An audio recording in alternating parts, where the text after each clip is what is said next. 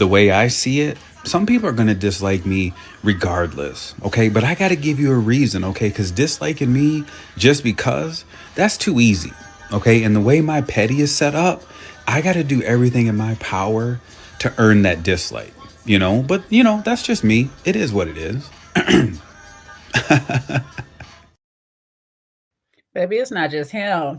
It's a few other people in this world, clearly, okay? Clearly. And most of them was on that stage. They was on that Watch What Happens stage, okay? There was a couple of people that was earning they dislike. And child, I dislike a few of them, okay? I'm not going to hold y'all. I dislike a few of them. So welcome back to another round. We are here with Martha's Vineyard, the reunion, baby. They made it. Woo, they made it to a reunion stage, child. We got them on that stage. And baby, I'm sorry. We're going to need more reunion because I don't feel like we cleared up enough. We need to listen, Bravo. I know y'all don't mind tearing down the community, you know, tearing down friendships, relationships, marriages, and all that stuff. I know y'all don't mind. I know y'all don't mind. And sometimes we here for it because some of these things need to be broken, okay, and stay forever. However, with friendships, especially like groups like these, because I do feel like most of these people were a lot closer before the show started. We're gonna need some little therapy or something up in there. We're gonna have to have longer reunions where we flush out some things and see if we can get somewhere for the next year. Okay. I'm part of this. I don't care if I know if I liked how it ended, but let's get into it, baby. We are here. Do me a favor if y'all here with us today. I appreciate you. Love you to death. Okay. Happy Tuesday to you all. I hope y'all had a good long weekend. Excuse me, I got a piece of feather or something in my mouth. Um, Anywho, we're back. So go ahead, drop us the them loves, the likes, the tips. You know what I'm saying? This is another round. I'm sorry. I got just a little just confused because I was a little I wanted more. I wanted more reunion. I didn't get enough reunion. I just feel like I personally didn't get enough. I don't know how y'all feel. But yeah, we'll stretch this out then. Okay. Let me stop talking and get my co-host up here with me. Hey El Cid, what's up, girl? How you doing? Hey, what's up? Ooh, look at Sugar Mama. Got them curls bouncing for them. Okay. It's summertime. I need something I can manage. Tell them throw them coins with them curls. Throw the coins with the curls, baby. Throw it. You know what I'm saying? Show me the You money. you took me to some real raunchy music in my head. I'm saying it's summertime for me. So bounce music constantly playing. And if you listen to bounce music, you know the lyrics generally is we trying to bounce on something. Okay. What? So I We're just gonna have feel to do like we're I gonna like have my to do a girls like I playlist. like my music bouncing. Yep. We're gonna have to do a playlist. Okay. I can get you a travel playlist now. You gonna have that plane turned upside down. Don't start. Ooh, yep, you see her. You see her. So LCS says somebody got to see me. All right.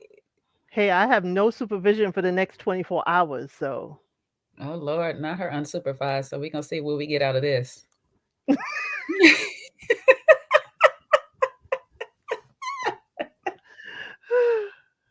We might be here for a good time and a long time. Okay, hold up. Anywho, how did you feel about this reunion? I felt it got to a certain point, it was getting really juicy, and I felt it got pulled back. It didn't Hmm. get as spicy as it needed to be. It's like, "Ooh, there's a hint of spice," and then all of a sudden, no spice. I just felt like it could have been longer. It could have been 2 episodes, I wouldn't have mind, but, it gave something, but it was missing something. That's what I got. Yeah, that's kind of why I feel like it needed to go a little longer because I feel like some things were left unturned, unsaid, unfinished. Like there was a few situations. I kind of think I made notes of the situations on purpose to remember that the transition happened like that. Like where we were getting somewhere with Summer and Alex, and then Shanice just chimes in. Or we're getting somewhere in a Nick situation, and then like Bria, Shanice just chime in. There's a few times Shanice just kept inserting herself, and I get it, Shanice. You didn't really have nothing going on during the reunion, so they had to put you in, fit you in somewhere, which means that all the time you chimed in, but they were just the wrong time, sis. It was not about you, not about you, or whatever. So yeah, a lot of unfinished business.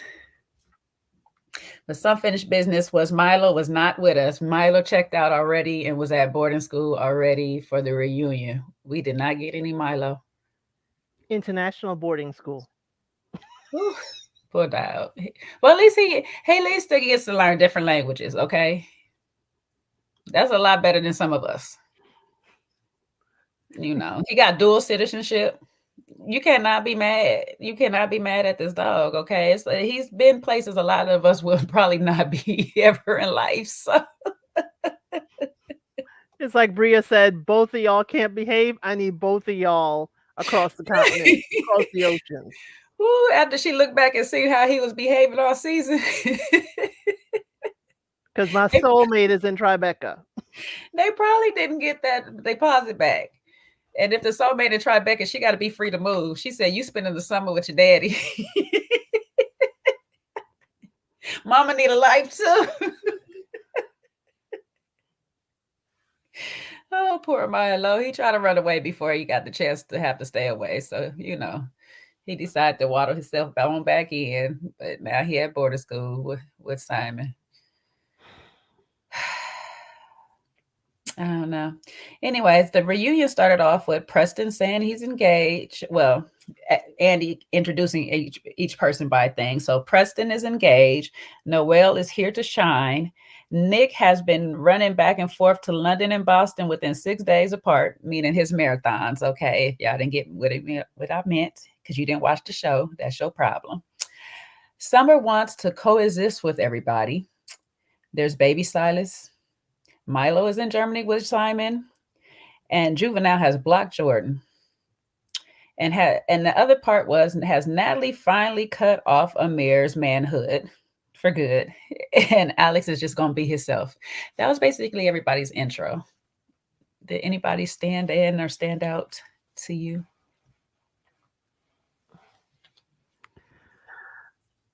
Ooh, they really went after Amir with that one. They really went after him. But I was concerned more about Nick, because you flying, running marathons, that's wear and tear on your body. I was just like, Nick, really? Hope you taking your vitamins and stuff. I hope you don't have a blood clot or something. I was just like, Nick, you running away or running to something? Running through. Oh, well, we find out that later. Well, not that type of running through, but that can work too.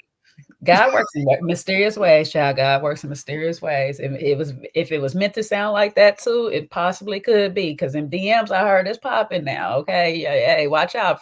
Let me find out. Yo, Daddy, I might, I might stroll on over to see if you got any tap pics up there myself. No, for real. I think he's processing. You're now single. But that's not always what somebody wants and somebody intends when they do get into a relationship, even if they're the one that causes the F up or it's mutual or whatever and stuff. Sometimes they don't intend not to have that person in their life. And so now we got to fill that void with things to do. We don't want to think about it in the matter, I'm hurt. So let me just put all my focus into work. Or whatnot. In the same case could be with the back-to-back marathons, because that is kind of wild to be going from internationally traveling in between anything longer than a 5K when your body should actually be resting. But if I could look at it like this too, you do get to a space where you're training so much your body's just natural at it. Your training has been pushed. It is a bit a lot with the jet lag in between. Can't think of it like that. But overall, your body's just used to this condition.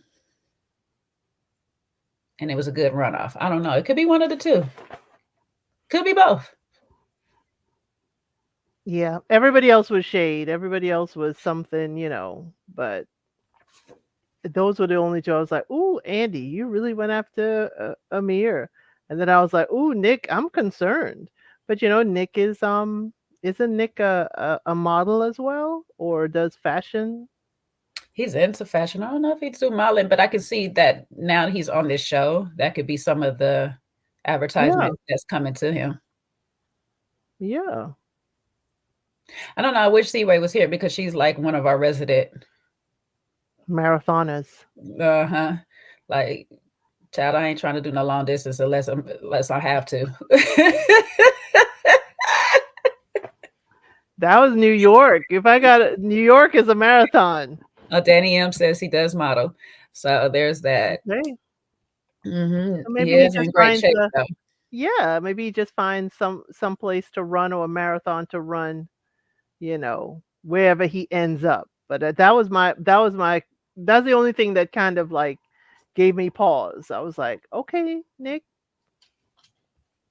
Mm-hmm. Mm-mm. Yeah. I don't know. That's why I paused. I was really like, are we doing it so close just to occupy time? Or So I'm exhausted. I go to sleep. I don't have to process and think about anything. mm-hmm. Yeah, we all deal differently. Yeah, because sometimes when some people deal with death in this matter, that they just start working, they don't want to stop, because if they stop and think about certain things, now here comes the tears, here comes the waterfalls, here come the emotions that I'm not ready to deal with. And he had the loss of his friend Anne now. And then on top of it, look how he was potentially portrayed on the show. He And got a lot of emotions that he's sitting on, and you can see it in this reunion. Yeah, and his relationship status changed too. So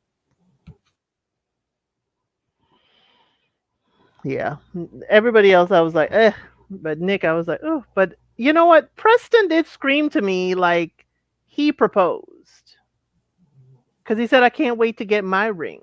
So I'm like, did he propose and he presented a ring? Now I'm gonna think back because I'm trying to think about the wording that was said during the season, because they did mention their engagement, that they were engaged, but I don't know if it was said who proposed to who. So guess he did.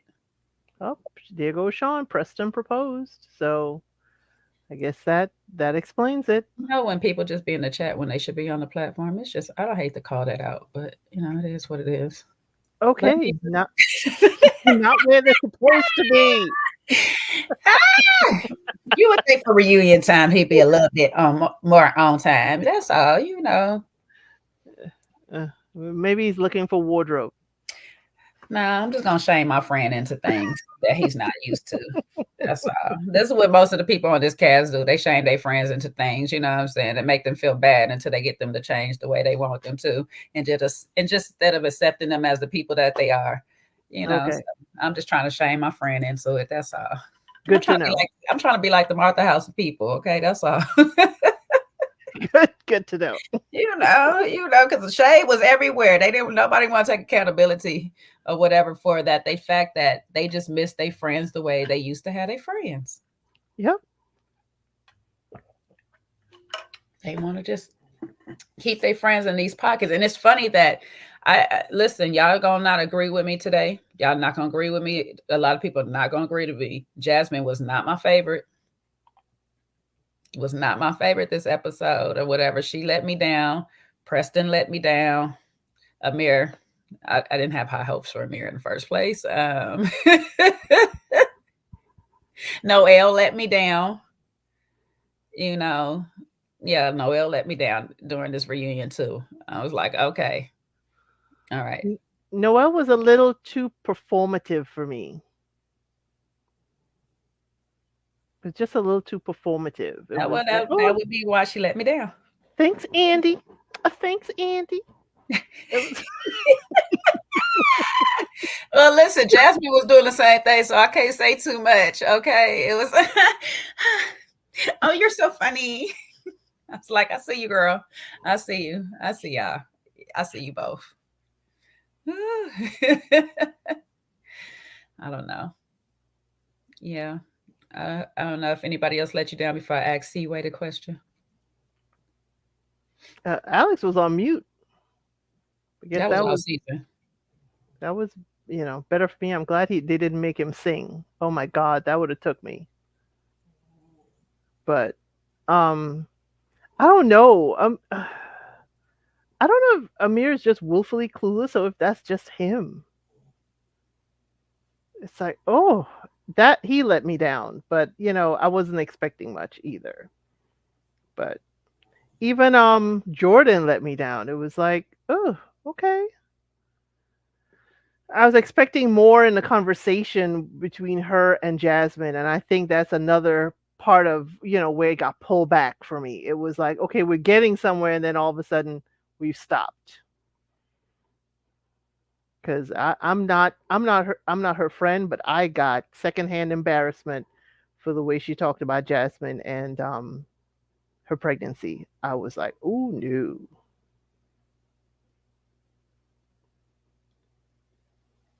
Yeah, that was it for me.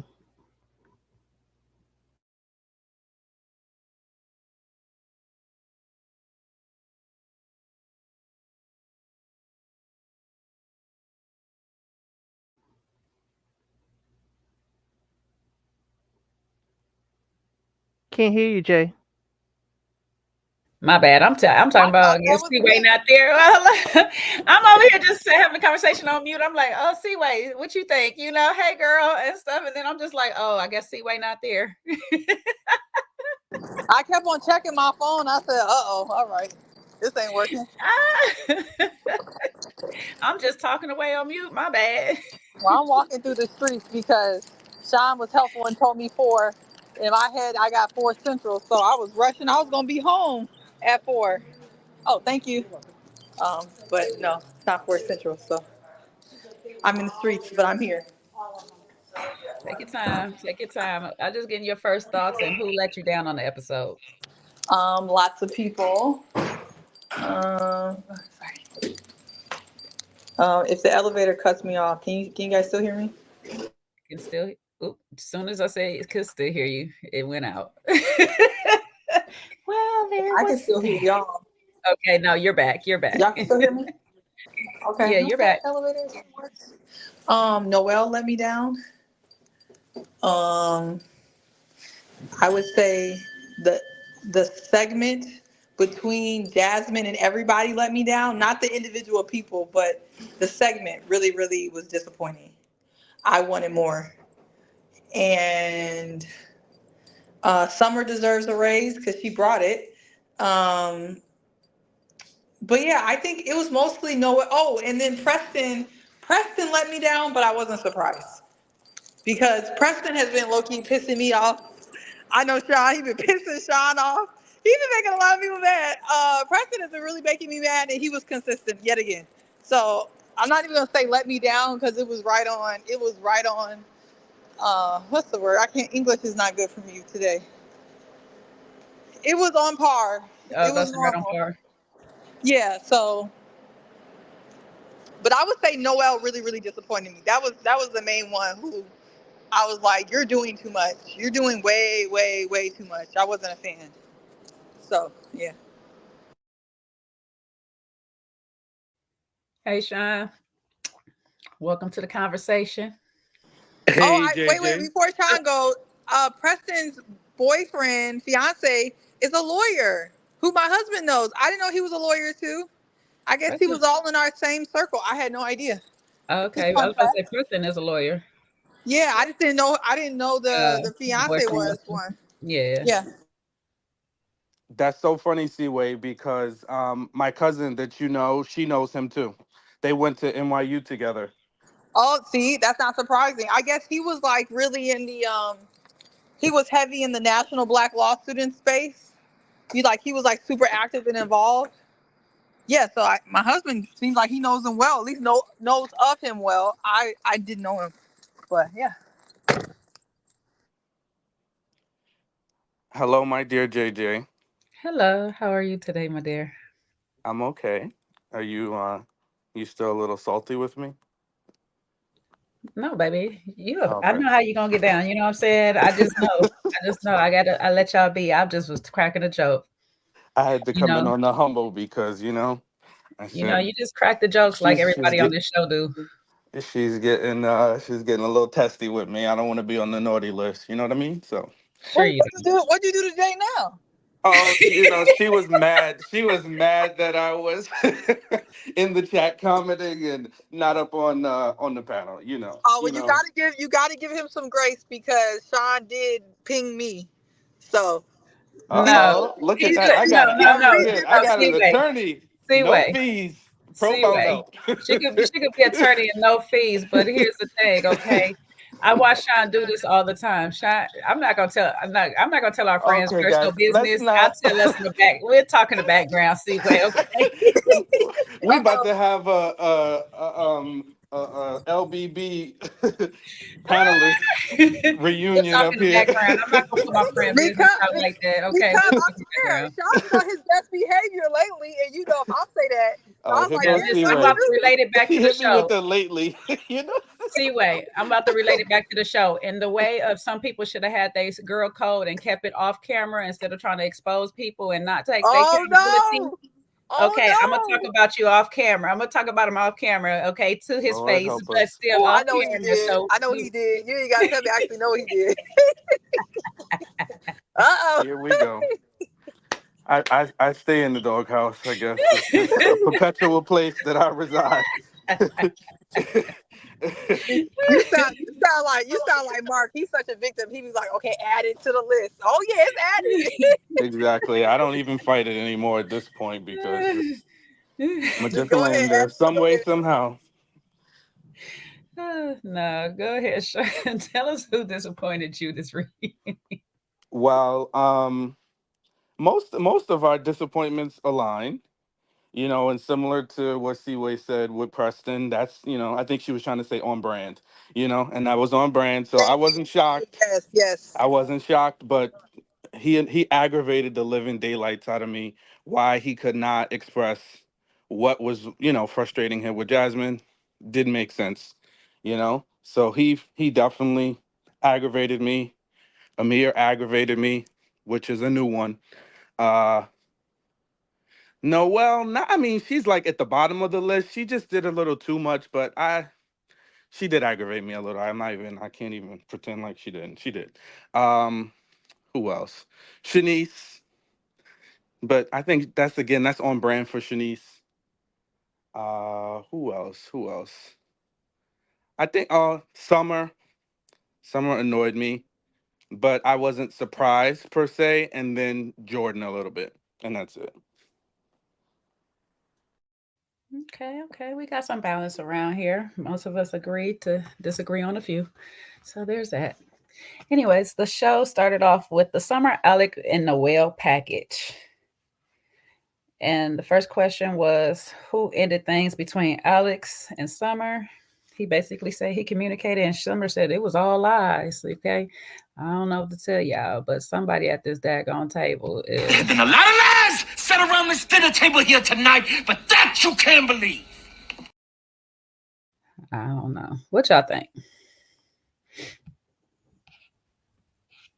I actually don't feel like nobody lying. They end up saying the same thing really at the end. Like if you really get down to the end of it, they both kind of agreed that he basically said that it wasn't working at the end, and she kind of agreed to that. So I was actually trying to figure out what they were arguing about because they agreed that that's kind of how that went down. So I mean, maybe I'm missing something, but I was trying to figure out why they were disagreeing when they found out they actually were not disagreeing. Maybe the disagreement is that it was supposed to be kept on the low.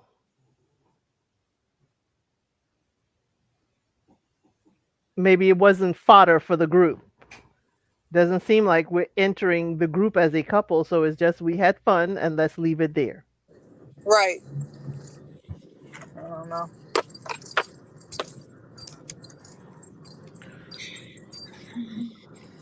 I'm not Can y'all sure. catch me up? I'm a little slow. You know, I'm gonna play Amir today. Who? Who? What couple? What happened? Summer and Summer and Alex. Alex. Oh, okay. Sorry. I mean, And they really then ain't no couple, so you ain't that slow. It really. I It must feel like it's what season are we in? It feel like summer. It's hot in here. Or cold. I don't know what type of summer we have. We just feel having an like Indian summer. Summer didn't like him like El Cid said. I don't think Summer liked him trying to like act like he played her to the left. I think that's what she was annoyed by. but he called her Autumn. Yeah, he did. I was crying. Well, that was because he supposedly, well, not supposedly, he did say it on Watch What Happens Live that they went to a house, open house or something, and she called herself Autumn to the people. But I mean, it was befitting. She, I guess, to also say a double entendre. She got two personalities. Summer and Seems like it. My thing is, I'm sorry, and Sean, you could speak on this. I mean, does a gentleman like when a woman displays that kind of information the way Summer did? Hell no. I know you didn't ask me, but hell no. That was tacky. Not a man like him.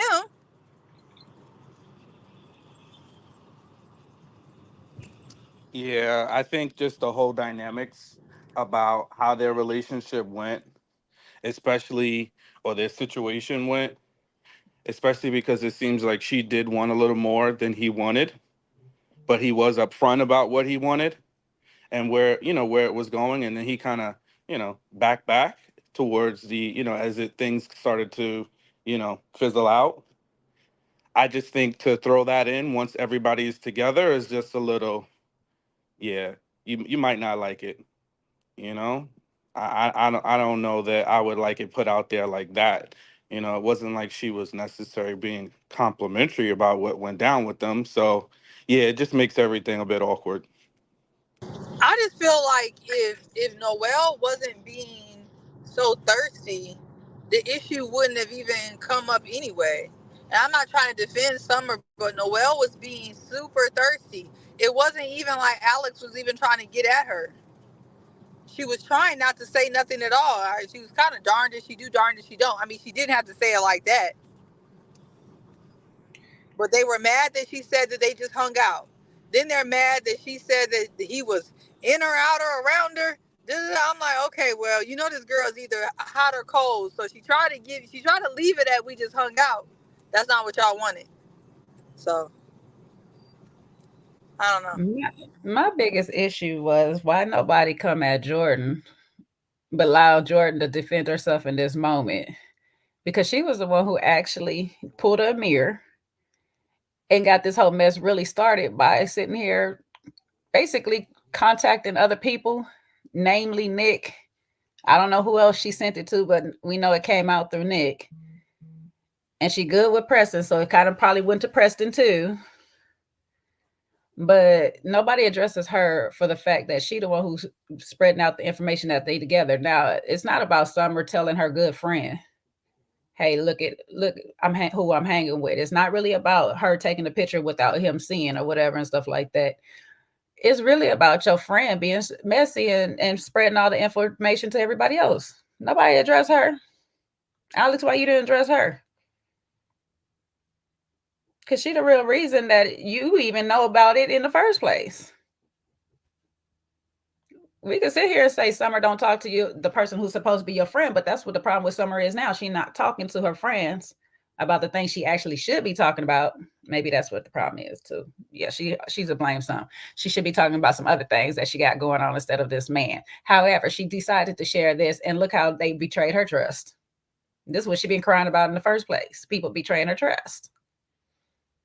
Y'all some terrible friends when y'all kind of like look at it. This show is exposing this. We need some therapists. I'm sorry. I'd be mad. But then, hey, that's what I decided to share with my friend, and I didn't learn. Well, I guess that's why she learned the lesson. She ain't telling them nothing else. She ain't talking to Jordan to tell her nothing else either. I feel bad for Summer. Despite what y'all say, that girl hurt, and these people is hurting her more, and she don't realize it. I mean, maybe that's why she's separating herself next year and kind of like not gonna really come around. I don't think she come back at all. But maybe she's the one that realized some people just not for you anymore. They ain't gonna let her step away, but she about right, because you see how they doing Jasmine for no reason, hating hoes. They nothing but some hating Wow, hoes. I don't know if we gonna agree. We might tussle the nice way because I don't know if it's for no reason. I think I seen the Jasmine that Jordan has been missing. Oh, I think I seen that Jasmine. I'm trying to figure out if there was a reason, folks would have stated the reason. Jordan is the only one who stated the reason, and her reason to me was somewhat valid. I don't have an issue with Jordan's reason, but what was everybody else's reason? Well, listen, everybody else's reasons is because they gotta pick a queen. Well, that's that, then they need to grow some balls then. Because acting funny towards somebody who you had your own relationship with, because Jordan has her own particular grievance. Yeah, if I was Jordan, I know we could get off of this, we can get back on it later, but if I was Jordan and her issue that she actually was able to verbalize to Andy, to me made sense. Mm-hmm. That's the only one that I'm really concerned with. That's why I said I could see with Jordan. Everybody else is on some follow the leader, follow the leader, hypocritical, somewhat jealousy tease. Like that to me is what it gave. And it's their energy. It's their energy about it too. Like Shanice, like, what is your problem? Preston, what is your problem? Preston was pressed, and that man got words for everything else. But when she asked him what his problem was, he didn't have nothing to say. But that's why I said they chose the queen. They queen right now. Their queen is Jordan. We can sit here and pick Jasmine for queen all day long, but they on the show with Jordan. That's who they choosing up on.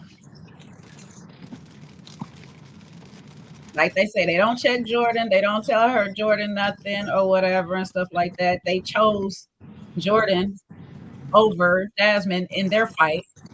Summer is the only one that made sense into what she said too, because she said we had our own disagreement. However, me and you had our conversation. I went back to them and asked them how they felt about you coming. Yeah, Summer stood on some regular business. Mm-hmm. Summer stood, but see, I didn't have no problem with what Summer said. Yeah, it's Preston and Shanice. Especially Preston. But yeah. Elle said, Sean, y'all can jump in anytime with y'all thoughts. I'm sorry, me and Seaway, we having our It just reminds me of sometimes when you change your life or your life trajectory, and some friends just can't come along for the ride. And they don't like being left behind, or they don't like seeing you change. Jasmine's now married. She's not, single and able to be as free in their friendship as she was before.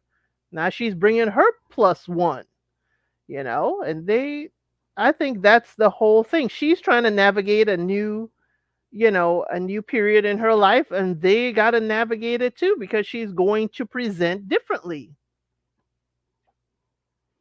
That's all I see it as. And some single friends can adapt and some can't.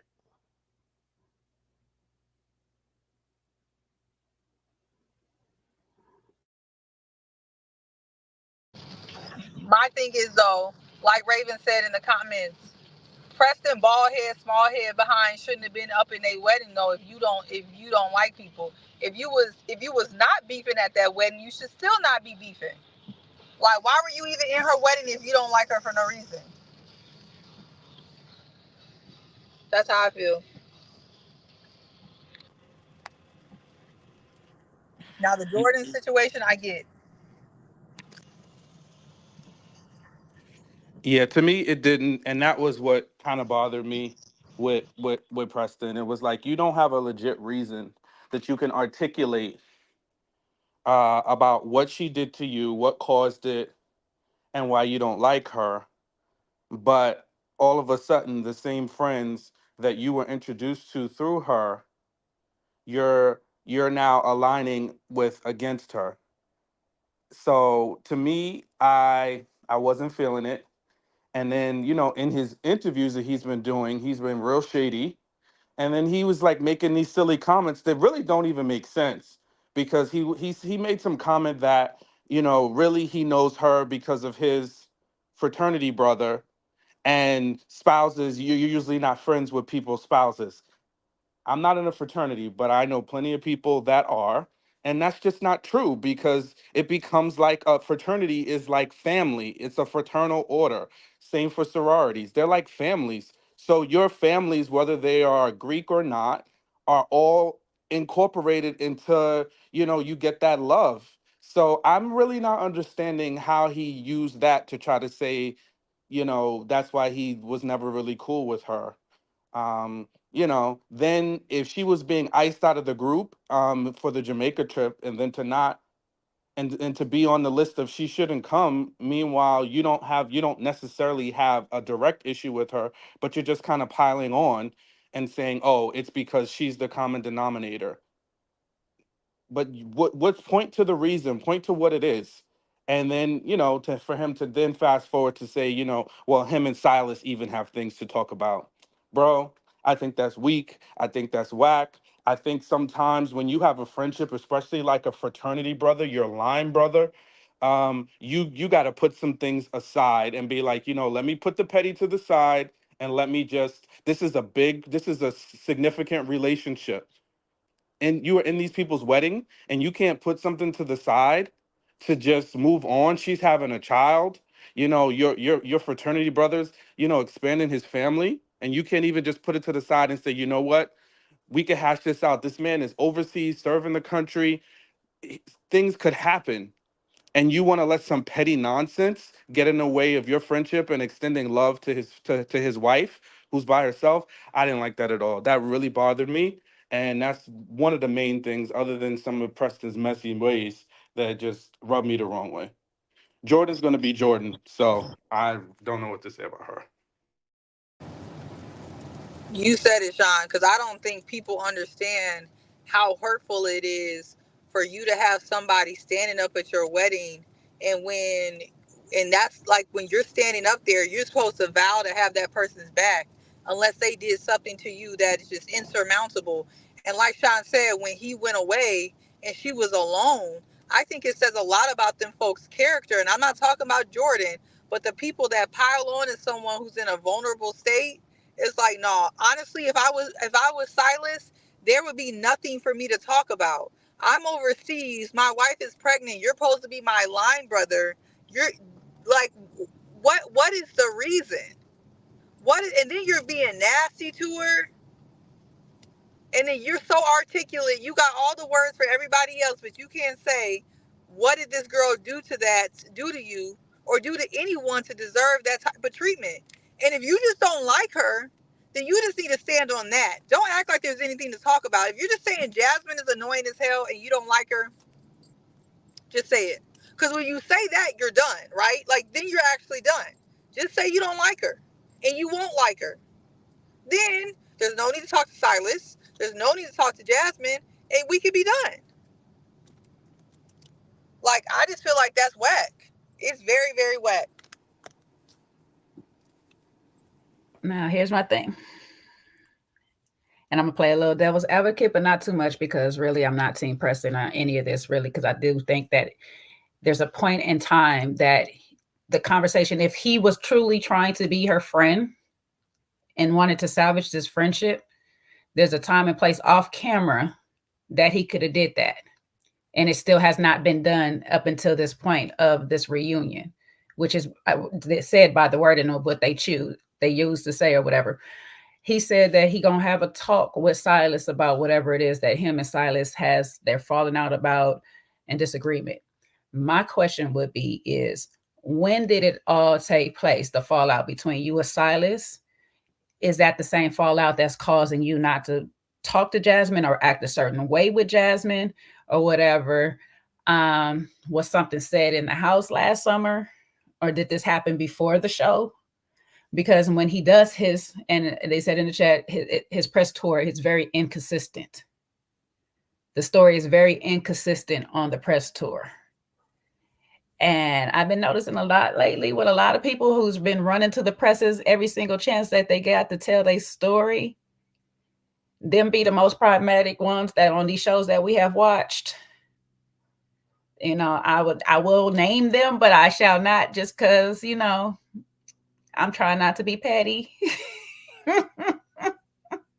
But if y'all just notice who be in the press a lot, them the ones to watch, because they the messiest, the sneakiest, and they trying to manipulate everybody. But unfortunately, these stories don't be lining up all the time, and his story has not been consistent. Because there is a story that floats around that Jordan was the one who was supposed to have gotten the show in the first place, which I can see could be the truth. But then I also thought to myself, but she's on another SummerHouse. So though she's on another SummerHouse and they didn't give her the lead in this one, she's still winning because she's on two. She's on actually probably a more watch one because it has more seasons right now. So she's actually in a winning space to even care. So why would she be so bothered? Why would the story be about her? But then the same person told another story that it wasn't that way or whatever. So I'm just confused on which story is it with Preston. It's never a consistent story. And when was you mad at Silas and Jasmine? And was this off camera? Was it something on camera? I know he's never going to tell us or whatever, so it probably had to be up to Preston or whatever whenever they have their sit down to tell us what happened. But if you was in these people's wedding and all of this was prior to this show coming, because they were married prior to this show, why is it wrong for him now to have a change of heart of the friends he keeps around him? Like sometimes you grow closer to different people as you get to meet them. Is there something wrong with that though? Because part of her saying certain things like, you met these people through me. Yes, I met them through you, but does that mean that I always have to be a friend to them through you? Can I not be a friend to them on their own? Is there ever a space for that allowed in a friendship? I just think there's nothing shadier than individuals, and these people go throughout their whole life doing this, who meet people through other people, then try to link up with those people, and then try to kick to the curb the actual nexus of that friendship. Like, I just think those people, and everyone's had those type of people in their life, like, I just feel like those people are borderline diabolical.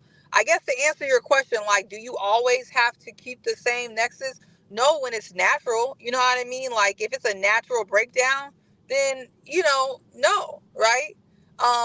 Like, if I meet, this is not a good example, but because we all kind of met El Cid at the same time, but you were closer to El Cid. If I meet El Cid through you, right, and now me and El Cid form our own relationship, and me and you have a natural breakdown over the years, no, I don't have to stop talking to El Cid, but that would be a natural breakdown. What it seems like is that Preston was doing what some people do. You got with these people through Jasmine, and then as soon as you could, you kicked her to the curb with no explanation, and you still not giving one. Mm-hmm. I just feel like it's weird behavior. And see, that's what I'm saying. So with that explanation and that answer, because that's pretty much what I want, is wouldn't it be more likely that Preston is the jealous one of Jasmine? And we all blaming Jordan a lot of times just because Jordan's disposition. Oh yeah, no, I'm definitely on that page. I think Preston has beef with her, and I think it's weird to see a man, regardless of your sexual orientation, to be beefing with a woman like that.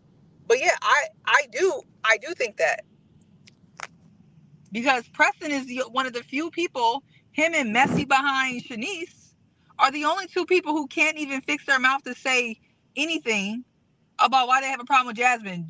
Summer gave a reason, right? That was acknowledged. Jordan gave a reason.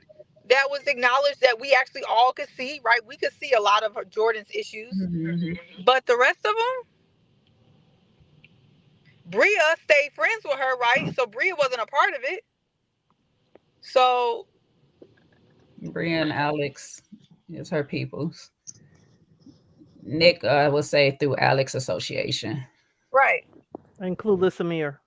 and then Clueless Amir. Yeah, Amir just going Bria Amir. Bria stood on her own too, and Bria actually had an issue about Jasmine with the not with Jasmine, but with Jasmine's friend. And even she was like, I'm not gonna just, switch up because it's cool to switch up. Mm-hmm.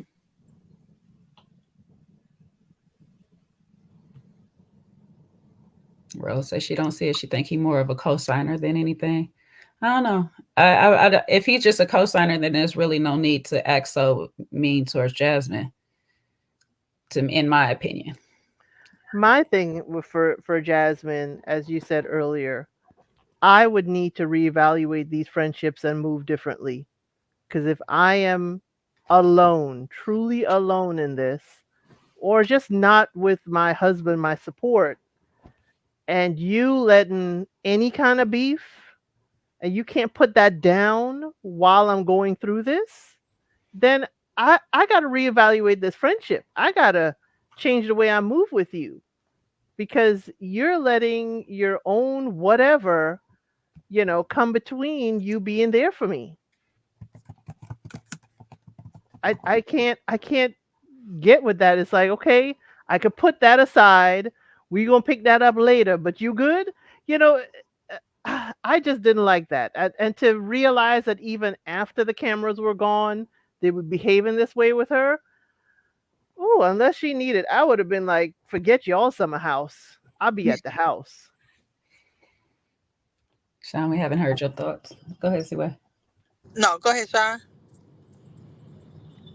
Okay. Yeah, no, I mean, I don't have anything new to add other than, pretty much what I was saying in reference to Preston and his friendship with Silas and Jasmine.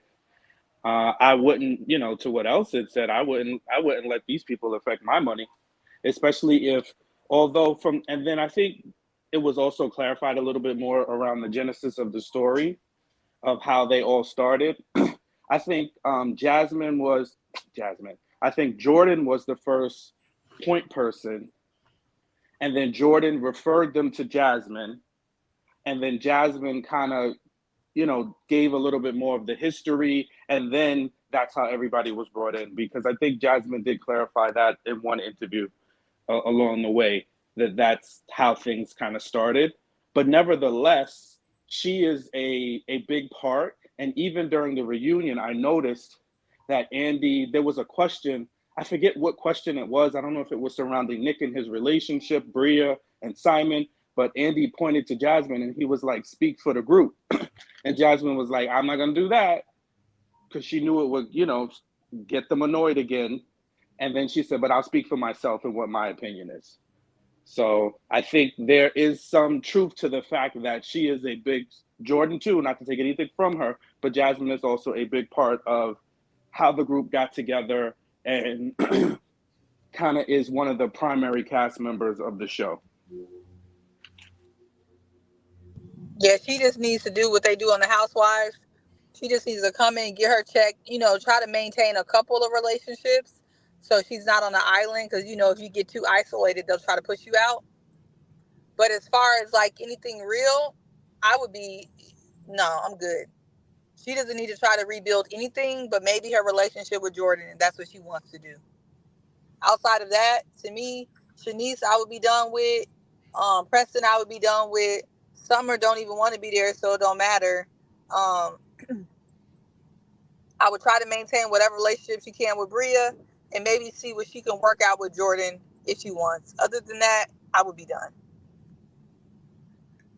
Yeah, I think her relationship with Jordan is salvageable. I think they just have some. I think with Jordan, what I was noticing in this reunion is Jasmine technically has the same energy. I was wondering how they were friends, But Jasmine has the same energy as Jordan. She just more refined. She knows how to control it. That's why she knows how to cross over to wife mode and be everything that Silas wants. But that mean girl ratchet side of Jasmine was showing. And that's what Jordan missed. I realized a lot about this, especially with these playbacks through this episode, is I don't think Jordan was a part of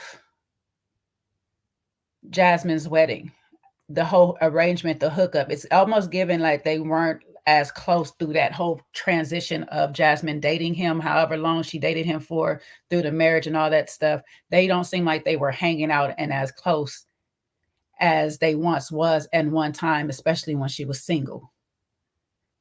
And Jordan remembers that friend. Was it a 2020? Yeah. Yeah. There was a pandemic hookup. So I'm thinking she missed all that time. And this is a new process for both of them. This a new friend. I used to have this one girl. I don't have this one girl no more. But even when it comes to her energy, how she talks, what is this? Like you not even being that mean girl that I know you to be. You ain't talking your ish that I know you to talk either, and all this stuff like that. So that's also probably what plays into Jordan's feelings on Simon, is because it's like she looks at her like, you not loving my friend for my friend. You know, this is the girl I know. When all these times I've known her, she's been this way. And what she's not realizing is, yes, I might have been that way, but I'm now in a space where I want to elevate to something different. Jasmine is in that space of just elevating into her new self, a new part of her she wants to be. And Jordan has to accept that part of her. But at the same time, Jasmine, you transitioning to this space did make Jordan feel off put by you trying to impose that on her at the same time too. So I was like, for me, Jasmine, as much as you're going to say you're going to check Jordan and all this stuff like that, you got to check yourself too, because just as much as she's putting the old life on you, you're trying to put your new life on her. Y'all not respecting each other as friends at the end of the day in the space that you are in, and saying, you know what, I could still be your friend in these spaces when we're hanging out in this type of way or whatever and stuff like that. Or we can learn each other and sit in each other's space until we grow it to know the new us. And they both really want to be each other's friend. And I'm just like, get out y'all way, because y'all actually are the same people. Y'all both stubborn as hell and do what the hell y'all want and just kind of control each other, because it's the same way as Jasmine the first season, trying to just like, you need to be with this person, hook up with this person, hook up with that person, until she was checked. The same way Jasmine needed to check Jordan. And like she said, especially when it comes to, hey, I got a husband now, respect mine. I got a kid now, respect my family, please. So these two just need to have it out, talk it out. I think they can really be fine if they just keep everybody else out of their conversation a little bit and just talk amongst themselves. And these two ladies would be good. And I'd like to see that. I like them to come back and see that happen. I think they definitely can be straight, because I think the problem was everything you named, Jay, and the fact that I don't think that Jasmine and Jordan could have been friends until Jasmine checked Silas. I think that was the biggest problem. Jasmine and Silas had to get on one accord, because Jasmine was being fake and she was allowing a lot of mess that wasn't her. And I think because Jordan never got a chance to know Silas. The whole situation happened in 2020, in the pandemic, when they got to know each other. And then she's being like, this whole situation is being sprung on her. And she's like, who is this? She looked like she's in an abusive relationship, I'm sure. Was probably how she felt about it with the way Silas was acting. But I think now that Jasmine found her voice with Silas and he done calmed the hell down and realized how he was looking, I feel like they could get on one page now. But I'm sure it was a lot for Jordan to see, because not only did she see her friend acting different, she's seeing Silas being problematic as hell. Like, is it Tehu? Yeah, it's like we looking at our friend going to be Stepford wife. Like, oh nah. Oh nah, friend. I gotta get you out this coat.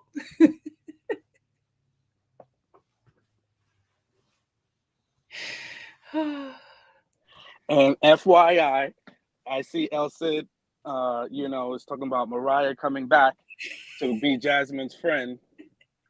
as per LNV, I want to let you know Mariah and Jasmine is going on a tit for tat on social media.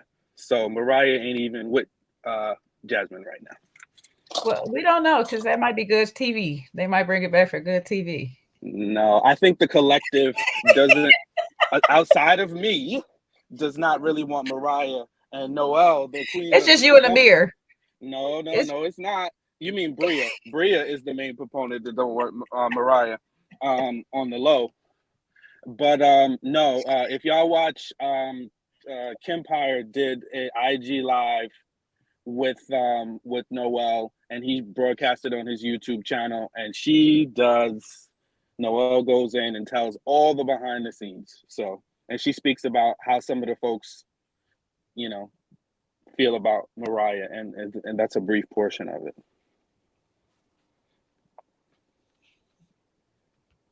And look, the show, I just want the show to come back, really. And if the show has to come back with Mariah, I'm in support of it. I am a fan of the show. I don't want us to do, because sometimes, and I'm not saying us here per se, but Black Twitter can get all enraged and people start having all these opinions about who needs to go and who needs to stay. And sometimes it can be to the detriment of the show. So I just, I want to shift gears to say I want the show back. If some people need to remove themselves like Summer did, I'm an advocate of her keeping away so she can heal and get through all her issues. But I want the show to come back. Oh, for sure. Me too. And I think Summer will come. She said small doses. But how she was the first season, she was there only on the weekends or whatever. I think that would probably fit her better. 2 weekends instead of the whole 2 weeks. It's just too much energy. And I want to say this about Summer too, because it's a hard thing being the strong friend sometimes in between big personalities. And I'm talking about Preston and Jordan, because they just impose. Jordan, and here's my thing. You can make that face, LC, but Jordan literally, the way she is codependent, and I looked at her, I was like, okay, you and Jasmine were probably codependent of each other, and it worked out fine. And now that Jasmine's gone, you leashed on to Summer and kind of like Preston. But with Summer, it's kind of your dumping ground. It's funny. It's giving sorority and and what's his name? Spike Lee's versions of sorority is definitely School Days. And School Days. Exactly. It's giving Big Sister Almighty. And then we got our lineage. It's giving almost, and I'm not going to say it can't go either way between Jasmine and Jordan, but it's giving Jasmine Big Sister, Jordan Big Sister to Summer, Summer's big sister to Shanice, and what down forth or whatever, stuff like that. But it is definitely given. I'm about to dump all the stuff that my big sister dumped on me onto you. So here you go. And Summer's over here just holding it all in with nowhere to go. And Noelle, sweetie, you're not technically her friend. You was her roommate, her boy, whoever she was messing with, her boy toy's roommate and stuff. Doesn't you be acting like y'all was big friends? Like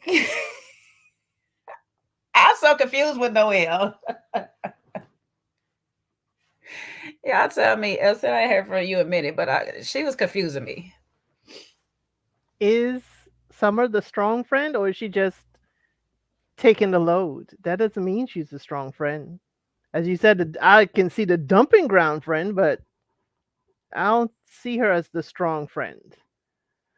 But I think Noelle needed to hitch her wagon onto somebody, and Summer, for her, she thought was going to be, the least, amount of issues, but now she taking pushes, shoves, and all kinds of stuff.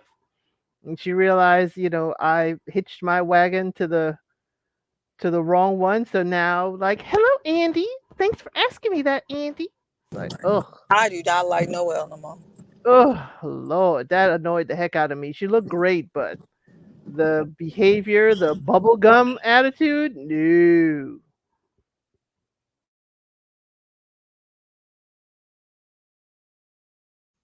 feel good said, I'm giving Summer too much credit. You don't understand. And I'm gonna say this why I say she's the strong one in this case. Imagine like you going through abandonment all your life through people because you're basically adopted in some form. You're abandoned by your parents. The one person that you think is your parent, you find out is not your parent. Even though you don't really have a relationship with him, you find out this one is there, but he denies you, only to find out that he is it. So you're being denied twice. You're in the house with the person that denied you. Sorry, I'm sorry. I shouldn't laugh at that, but she's being okay. I'm gonna behave. Your friends are denying you. You have nobody no outlet, and you be holding all of this stuff in. And not saying that it's not your fault. You can actually dump back on these people if you want to, but she's not the type of person that just lets anything out. Because I say this is the reason why she just didn't tell Noelle flat out, yeah, I slept with somebody in this house, because she's trying to be strong in a way that is like, I'm not bothered by that situation enough that you can go ahead and play over there. Because if I tell you I'm not messing with nobody straight out, and I tell you, oh, I mess with this dude, generally Seaway, Elsie, y'all not gonna talk to that dude if I say it flat out. But if I'm like, oh, we just hung out, talk to him if you want to. This is literally twice she said, I said, talk to him if you want to. She's playing strong. She might not actually be the strong person, but she's playing the strong role of the friend group. But she's taking everybody's shit.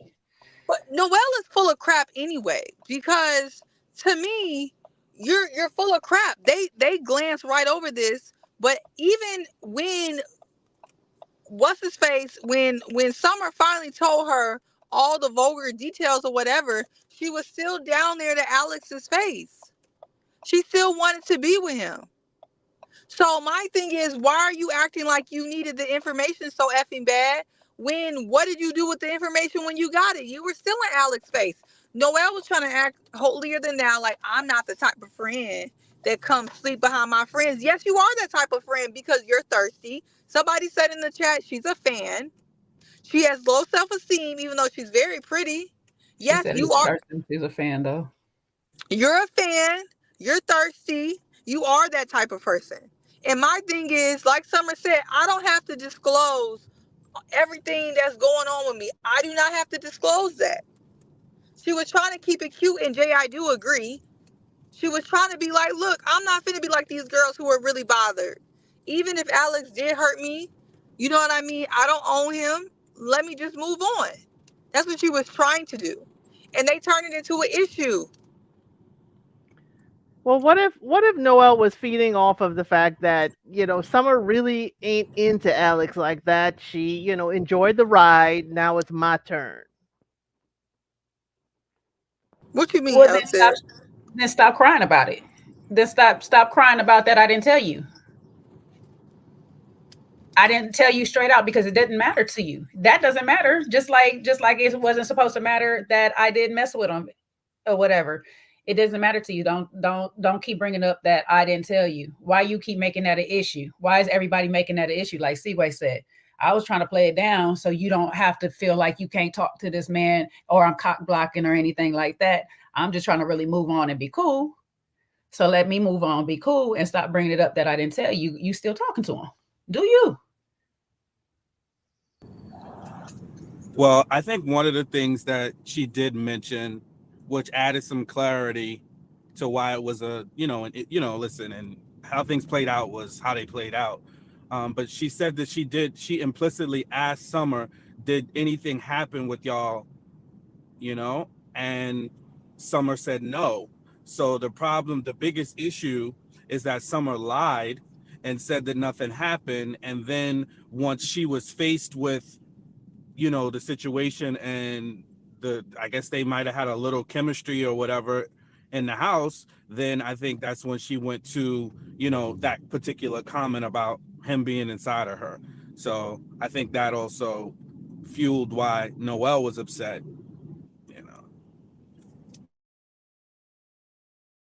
There's a interview that Noelle did that says that she wasn't at the table when it was even said, so she didn't even know. That's the part of the reason why she didn't know and hear it at the table being said, because she says she wasn't there. But then, like I say, y'all be going on these press tours sometimes, and the interviews be kind of confusing because I could have swore she said something else once before too, that she just didn't tell her or whatever. So I don't know. It's confusing. Yeah, I think I can feel some empathy for Summer, with all the things that she has going on. I could definitely see, giving her a little bit of understanding, but it seems like she just has a consistent pattern of lashing out, Mm-hmm. and that's something she has to get control of, and this just didn't start this season. This was last season with her and Bria putting her hands on people, and it seemed to be a theme. So she has to learn how to not react so physically when she's upset, and I think she got a little manipulation to her. So all those things going on at once, you know, you just have to know how to manage yourself, and maybe these types of spaces really aren't good for her, because you're going to bump up against people that you don't like. You're going to bump up against people that are going to do something shady. Look, and I could say like Noelle, she probably does a little bit too much talking, maybe not a little bit, maybe a lot of it, you know I think that, but I don't think that gives Summer the license to put her hands on her and to, just to kind of be rude and mean to her. And I think collectively the cast gets along with Noelle, which is another thing that probably got on Summer's nerves, because she has that light, fun, bubbly personality, you know? And yeah, so my little 2 cents.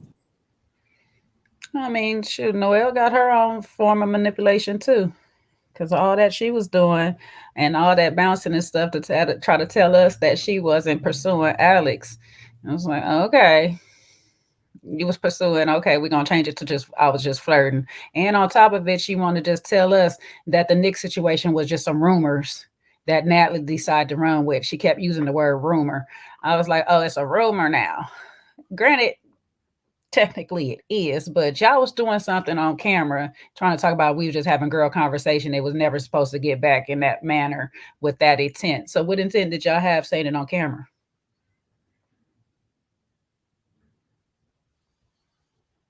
But now we supposed to just shift all the blame to Natalie. No, Natalie was supposed to share in that blame with you all. And that was a problem. Natalie actually didn't share in that blame with them. So I don't know. I'll be looking at Noelle a little sideways too. Like I said, at the end of the season, she really started to disappoint me a lot. I would had high hopes for Noelle because I loved her energy. Loves her. I really do love her energy, and I think she actually is good for TV. But I was just like, some of what you're doing is making you look like not a very trustworthy friend yourself. So as much as you mad at Summer, the woman who knows you as long as you've known her, you're not making a very good friend either. I don't know. I ain't saying Noelle got to just be her walk-in mat or anything, but she be doing some little stuff. Go My ahead. thing is, Summer should know if Noelle is asking about Alex is because she's interested. And For sure. You just tell her, hey, do with the information what you will. Mm-hmm. Alex and I know each other. And keep it pushing and leave it alone. Whatever Noelle and Alex do as consenting adults is fine. But I think, Summer's blow up to is, also what made it, like, even if Alex wanted to, it's like, oh no, if Noelle is friends with Summer, she gonna be outbursting next summer about it. It's like, ugh, pump the brakes. Even if he was interested, which he said he was not. But I think Summer's outburst totally turned him off. It's like, I can't have two crazy women on my summer vacations. Oh, for sure. Summer is out of control of make us believe that she didn't still care for Alex. That lady crazy as hell. And she thought that, and she still care for him. She was still running around on these podcasts telling us a different story when it comes to Alex. So I'm like, okay, girl, just say you want a little bit more of that man. You wasn't done yet. It's okay. It's okay to admit it. I be admitting mine. Sometimes I be wanting things I can't have anymore too, but that's just a part of life. You just got to grow up. That's all. You can do it, girl. Right. Just say you still feeling it. That's all. They make love songs about that. Just listen to one of them. You know what I'm saying? Like, baby, look, I miss you. I wish you just act right. Shit. And then reminisce on the love y'all had. What's that? Who sings that song? It's been too. Is that Toto? Missing you. Missing you, yeah. Total say Yeah. missing. Yep, that's it. Sometimes you have to play a little Leah. Can I come over? I'm just saying. I don't want nothing serious. Just want to come through a little bit. Just pick up the phone. Hey, big head. That's all. But you know what the mistake she made is you gonna get on national TV talking about, it was a one-sided event. So you get to talking and bumping your gums like that. You're not gonna get that rebound when you trying to downplay my loving. Now Toto had more than one song. Oh, I don't know why Sean think he popping him off. Yeah, hello. Can I get a refill? You know what I'm saying? I ain't done yet. I will hit that note for y'all, but I don't want to blow y'all speakers. You know what I'm saying? I'm that octave Mariah level, but I don't think it's in tune. No, but yeah, I was like, these people has got a lot of deflections and a lot of lies going on. A lot of deflection and a lot of lies. All right. I know we all over the place. And I'm going to reset the room real quick because I know we're literally all over this episode. We are bouncing from scene to scene, place to place. We're talking about this whole cast as a whole. It's just better for me that way today. Okay. It's better just have a discussion about it instead of try to go in order, child, because things was just happening all over the place. Just like this daggone live we have going on right now. This how this conversation was going. People was interjecting, which that didn't matter. I said that once with about Shanice. Because I ain't been able to get to it again yet. So I'm going to just remind y'all. She was just interjecting for no reason because that shows us how much we kind of don't need Shanice. We don't need she just be naked in everybody's face and then sitting here talking about you shouldn't be looking at me. Okay, that was driving me crazy. So that reminds me of Amir and that whole situation with Natalie and Amir talking to Nick the way he did. Now, if I really did feel bad about anybody in this whole reunion, it would be really Nick. It really was Nick. And I say Nick for sure held his composure really, really, really, really well during this thing. But when the camera panned on him a few times, I was seeing him boil. I was seeing my boy, and I was not happy for him because I was like, I know he got a lot he want to get off his chest, but he really can't with y'all. And you're right, it's not a one. Y'all was so disappointed when it came to Nick. And I'm glad that he had like Alex really there to have his back because y'all might say Alex is boring, all that stuff like that. But in that moment right there, he was definitely piping up when needed because I was like, thank you, Alex. Please shut Brie up a little bit. But somebody needed to check Amir a little bit harder. Somebody needed to check a little bit harder on Amir because I feel like none of the men sat there and said anything, but Amir kept on the men up in it, kept trying to say that the men said that how he put it, he said, when Shanice was all up in my face, I didn't look or whatever. I would look away, but I would look at the guys every so often and we would lock eyes. I was like, why would you guys lock eyes? That's kind of weird, first of all. And then secondly, we would look around. We would look around and we would notice that Nick was looking. Okay, so just because Natalie got your eyes and your balls do not mean that Nick cannot have his eyes to be able to see. First of all, we know Nick wear glasses. We don't know if he nearsighted or farsighted, baby. He might not be seeing nothing that's going on. It might be all a blurry. He trying to figure out what's really going on while he's staring so hard. Like, who is this standing next to me? My guy wears his glasses, okay? And as a fellow glass wearer, sometimes I don't know what reason I'm wearing my glasses for. All right. So sometimes I can see and sometimes I can't. Like, oh, y'all was pissing me off. Okay. Y'all was really pissing me off how y'all was doing him. And Amir, listen, I don't want the show to go, but a few people could exit. A few people can rotate on out. I'm sorry. Amir, you're probably one of these people. For me, you're one of these people and your girlfriend didn't make it no better. I can give a damn about her trying to make amends, do any of that stuff. She should have tried to make amends and at the time it happened. And she didn't. I didn't see her even apologize to the girls for like, oh, my bad, girl. I didn't mean for him to cuss y'all out. No. Anyways, I've been ranting for a minute. Who want to go ahead and talk about how they did Nick wrong? Or how y'all feel about how they did Nick? Because you might not feel they did him wrong. Yeah, they did Nick wrong. I was waiting for that moment where they all apologized or they all talked about, what really happened. Because he clearly saw Bria, saying, like, really, if Nick is drunk enough, he would try me. But then he reminded her about the whole sleep support thing. And it's like, how can we be so like it's disconnected? It's like you're telling him if he's drunk enough he would try to get with you, and then you're saying on the other hand you've invited him to your bedroom. I mean, it was the talking out the side of your neck for me. I was like, do y'all not see how y'all are, I hate to use the word, but y'all are trying to gaslight him or so forth? Because I was like, Nick truly had an issue.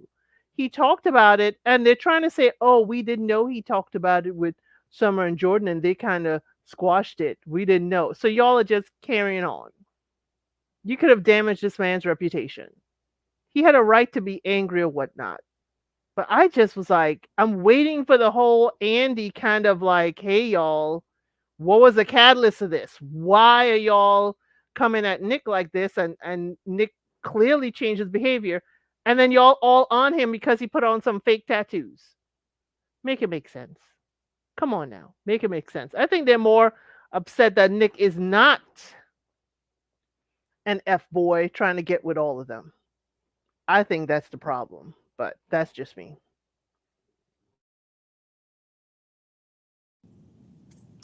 Yeah, I think the whole thing got blown out of proportion, and unfortunately, Nick got the brunt of it in the sense of, just looking back and seeing everything, how these things that come up can just, once it gets put on a national stage,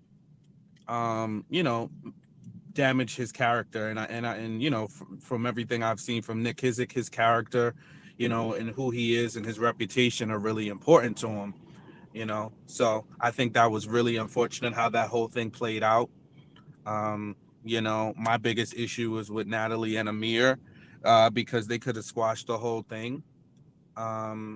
This particular go round, and the girls, if they're gonna talk, they want to have their little girl talk, then they should have done that when the cameras aren't around. If they want to have their little, because people have those moments where they, you just want to say, little stupid stuff, then they shouldn't have done that when the cameras are around. They need to be present and not, and, just think about the impact. Forget about the fact that you don't want Tasia to know, or you don't want to be the one to say it. You on camera talking about it. So you talking about it on camera is enough for it to be said. So whether it happens in that particular scene or whether it happens at a later time, it's something that's being discussed because you guys are sitting there talking about it. So, they also bear, the brunt of talking about that, so publicly, when they could have had a more of an offline conversation, so that's what I think about that. And then just lastly, I think, listen, there's a little truth to everything. I think there's just a touch of truth to it, which kind of sparked everybody's opinions, because I think, that was a central reason in terms of why they're not together, Tasia and Nick. Last year combined with this year, listen, I think Nick also, and he said it, I was glad to see he looked at his actions and, acknowledged that there were some moments where he did embarrass Tasia, or he didn't represent, certain things that he would have preferred to do for their relationship. So, that could be a learning lesson, just to, just be more conscious of how he treats her, and how he represents himself. So.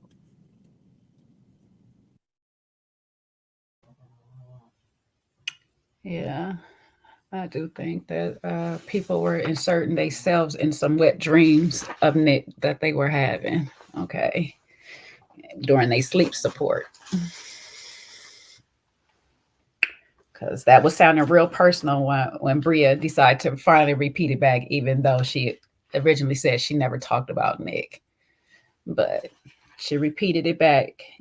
After she seen herself on TV talking about Nick, she said, I was just saying, if I was single and he wanted to hit, I think he would, like, if you were single. So you already know, you already got your soulmate in Tribeca. You down for being single. You single right now, sis. So I don't know what to tell you. We got Seaway back. Seaway, what you think about how they was doing Nick? Is she back? I know I'm not on mute this time. Y'all not gonna try to play me twice. Now we play you and you was on mute. Where's the accountability? What am I going to be accountable for, huh? Tell me. Jasmine. Not taking yourself off of mute. Tell me what Jasmine is going to be accountable for, okay? Tell me. I'm going to quote Jasmine, okay? Yeah, we all want that tattoo, Nick. I don't know. And I'm so mad, El Cid, because I should be out and about I shouldn't be out and about, but and wearing our matching DAP shirts. So I'm upset. I can listen to instructions. I just, I'm just going to watch you. Next time you give me instructions, I may be hard pressed to follow. Ooh, oh, okay.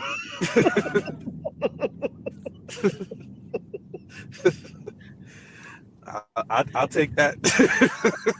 I'll take that. Oh, I apologize. Just after June 1st, I'll be in a better position because that's when, my mom's 70th birthday party will have happened. So let's just blame it on my head and not my heart, because this party is just, it's taking over. So you're trying that we cannot hold you accountable because you're doing stuff for mama. So if we hold you accountable, then we're really pushing against the mama. So you're trying to tell us don't have nothing to say. They pulling up Bria and Jasmine, child. No, just give me some Summer. You had all this grace for Summer, and she done showed out and showed up. I'm just saying, give me a little piece of that, because I'm, working with my mom and we're planning this 70th birthday because Summer party. didn't come up here giving no excuses. She didn't give no excuses. She gave a reason. No, she gave a reason. Her people, and she said that at the start of her thing. That was her only reason. It was no excuse. Cut it out. After she done push people, cuss people. Yes, carrying on, like lying, she said, her people. Don't sit here and try to ask for no accountability when you just sat here trying to blame your mama for it. You pulling a whole mirror. Okay, Natalie Jr. What are you unleashing on me? All I said was, give me some grace. I said, Summer didn't blame it on her mama. Oh, she didn't blame it on anybody. She just acted a fool and then tried to, after the fact, give reasons. We're waiting. We would like you to wait till after the fact and give you a reason. Why are we waiting till after? I'm letting you know up front. No, you just gave us an excuse. You blamed it on your mama. You told us to blame it on your mama. I'm sorry I'm sorry my stress doesn't meet your minimum standard and expectation of what's allowed for you to give me grace. This is what's happening. I apologize. Jay, he wants a fight like, Aaron. I don't want to fight. I talk about his mama, it going off. Exactly. I said that's what I'm saying, because he's missing what was said. The whole thing was about taking the accountability instead of blaming it on their mama. El Cid asked where the accountability is, and you said no. Let's just keep it at my mama. No, I didn't say that. I'm gonna rewind this tape. I did not say let's just keep it on my mama. You didn't say those specific words, but you had referred back to yes. Let's just blame it on my mama. No, I didn't say blame anything. I said I explained to you exactly what is going on in my life right now. I am working on planning this party. I'm not blaming her. I'm telling you what's happening and giving you reasons in terms of why things are stressful. And I'm gonna find this clip. It's not about finding the clip. I'm clarifying for you because clearly you're not understanding what I'm saying. And what I'm saying is you can find whatever you want to find in the clip. The clip. But what I'm saying, You know what I'm saying? okay, You so just you keep don't want to saying hear what what I'm I have to saying. say. You just keep saying what I'm saying. But that's not, I'm not hearing it that way because what I'm telling you is what I'm hearing.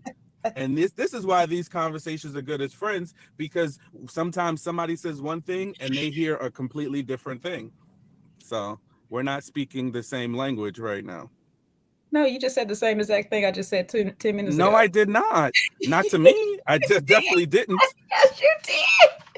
No, I'm. How are you gonna tell me how I think? No, I'm telling you that's not what I heard you how say. you think. See what I'm saying? I just told you what you just said, not how you think. You said I'm saying what you're saying. I'm not saying what you're saying. No, you said what I'm hearing you say is I'm blaming my mother and the party on my actions. No, I'm not. I'm just explaining to you, hey, listen, this is some stuff I got going on right now, and it is impacting my you know, some of my responsibilities, some of the things I have going on in life. So that's what I'm explaining to you. So you empathize with Summer now? I said from the top when we started talking today, I empathize. I have some empathy for Summer. I definitely said that. So why do I need to give you my empathy? You have some already. But because this is your channel and I'm on here and I was late. And then for El Cid, because I said for us to wear our DAP shirts today, but I couldn't.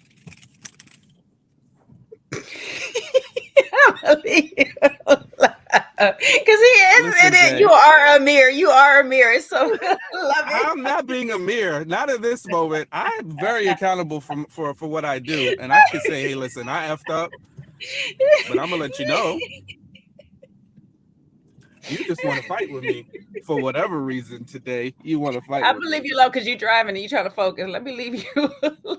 Focus on that turn. Focus on that turn. Right. Focus on that turn. Unlike Alex, I can make a turn and have a difficult conversation at the same time. And I happen to be in wall-to-wall traffic right now. They saying you looking good in them shades, though. You looking good in them shades. That's what they saying. Oh, thank you. And please keep your eyes on the road so they can get you home safely. They want to get you home safely, Sean, okay? They want to make sure you in good health. They want you in one piece so they can be... So, okay, I'm going to stop before I pawn you off like Jasmine was doing. Who is they? Who is this they that we speak of? The chat is admiring your shades, and they want you to get home safely. And they're telling us not to tag team you and don't stress you out while you're driving. Oh, well, thank the chat. Thank the Lord. Somebody got my back. Good Lord. I was getting torn up over here. I just said I'm going to stop because, you know, we don't want you to be safe now as they got the chat, got your back. Wow. See what I'm saying? It just keeps going in the cycle, but he's not. Let him speak. It's being recorded. Let him speak. Talk about your friends. Will they let you down? I see why you be having empathy for Bria. The chat said they here for you, though. They here for you, Sean. The chat here for you. Yeah, I see the spirit of Bria coming out. Real spirit of Bria. Sean done with us. You put us on mute, Sean. I don't know what you said. Oh, I said I am done. I said I'm gonna drive to Martha's Vineyard, right on the water. That's where I'm on my way to. Don't drive on the water. Well, you dress my for car it. Just floating along. You dress for it. Not you dress for it, no. I know you mean on the vineyard, but damn it, we just got to talk about driving the car in the water. I'm trying to be supportive. Thanks, Elsa. I could always count on you for tough love. Oh, see, this is where we want these friends to be on this show, okay? At this space that they could talk ish to each other and still laugh about it and probably cry later. Like that mother just said, what? Y'all don't worry, when I take this DAP sweat off, I'm gonna be having some choice words in the background. Don't worry. Lord help us all, Jesus. No, he didn't just make me wear this damn thing. Da-da-da-da-da. Do you know how hot it is in Georgia? Listen, it's hot here in Jersey, which is why there's no way I could be out in the streets wearing that. At least in the house with the AC, I would have put it on. Insert self like Shanice.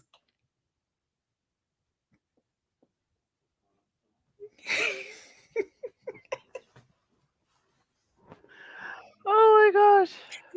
Too funny. I don't know where's Seaway at. I don't know.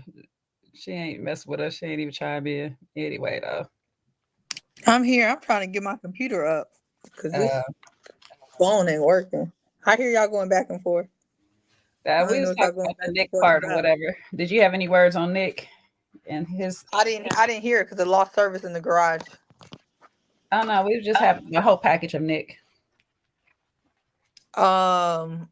I mean, I'm glad that Nick looked back at, when he looked back over his life and think things over, he realized that he was a little touchy. I just wish he would have called them hoes out a little bit more for doing too much. But You I know don't know who what was y'all said about it, but I just feel like they were pushing it to me you know with what that was whole sketchy? situation. What was sketchy is if Bravo Really, had the really footage. pushing it. But I'm glad that nobody took their foot off Natalie's neck, though. That was my only requirement. So, but I guess they done broke up, right? So it's over with. What did y'all think? Hello?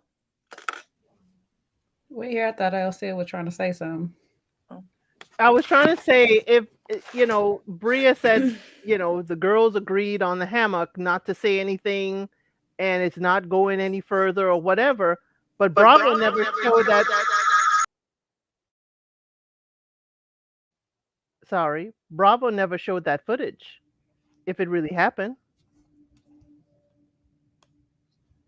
So that's why I call cap on Bria and them saying that, oh yeah, it wasn't going to go any further. And we said, just stay here amongst us talking. It's like, no, that thing would have gotten legs and ran further than Nick ever does. How is something going to stay on the hammock on a reality TV show? I mean, if the hammock wasn't being recorded, it could stay. You know what I'm saying? On them late nights when we just in the bedroom and the cameras and the people done went to bed and the cameras is off, we could talk about it then. But when we intentionally talk about it on camera, we intend for it to come out at some point. Well, we just didn't intend for it to come out right then while she was there. That's what that really was. Is we didn't want it to come out in her face, but while she was off camera, we intended for it to come out so you don't have a relationship anymore. And guess what? They won. That's all they wanted. They wanted Nick to be single for next year, but he don't want them. So it ain't gonna work. They want to play like they don't like Nick. They would love to have Nick. They being fake. They would love to have Nick. They just want to act like, first of all, they're at the particular age where they know they want a Nick more than they want a Alex. So let's be real. They know that they want a Nick more than they want a Alex. They at that age. And they want to play like they ain't checking for him. They are. They were not checking for Amir. That part was real. But they are checking for Nick. So come on now. No. Stay checking for Nick. Mm-hmm. Talk about some sleep support. Bria, you're not low. I was just joking. And I'm glad Nick said so wait, I would go, but you offered and I didn't go. Oh. Wait, you suggested and I ain't go. He really should have hit her with a No, but this is when you don't hurt your own feelings by saying stupid shit like this. Because that's all she did at the end was hurt her own feelings. I mean, if I was single and I wanted to go there, he would have. Nah, sis, I wouldn't have. Sometimes you just got to shut up. That's why I said I give kudos to Nick because he handled himself really well. He checked them in the most respectful, politest of ways, and he checked his anger at the same time. Because, like I said, when I looked at the camera a couple of times, he was boiling. My poor guy was boiling. Go ahead, LC. Nick came with them buttons loosened up because he was already hot when he walked in. He came in to address some things, and then a lot of stuff didn't get addressed. The main thing about him, Handsy, yes, I like how he handled it, but you know, Bravo didn't. I think Bravo didn't go far enough with the whole Nick thing and the apology and them trying to sweep it under the rug. I didn't like that. I didn't like those ladies. Oh no, it was nothing. Y'all would have made it something.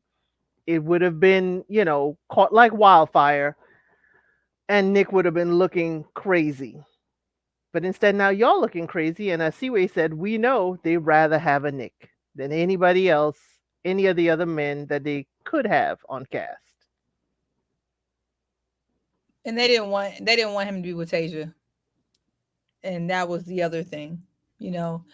They didn't want him to be with Tasia. And look, I done seen it all before. I know what I was looking at. I know the situation. That pretty much all it was.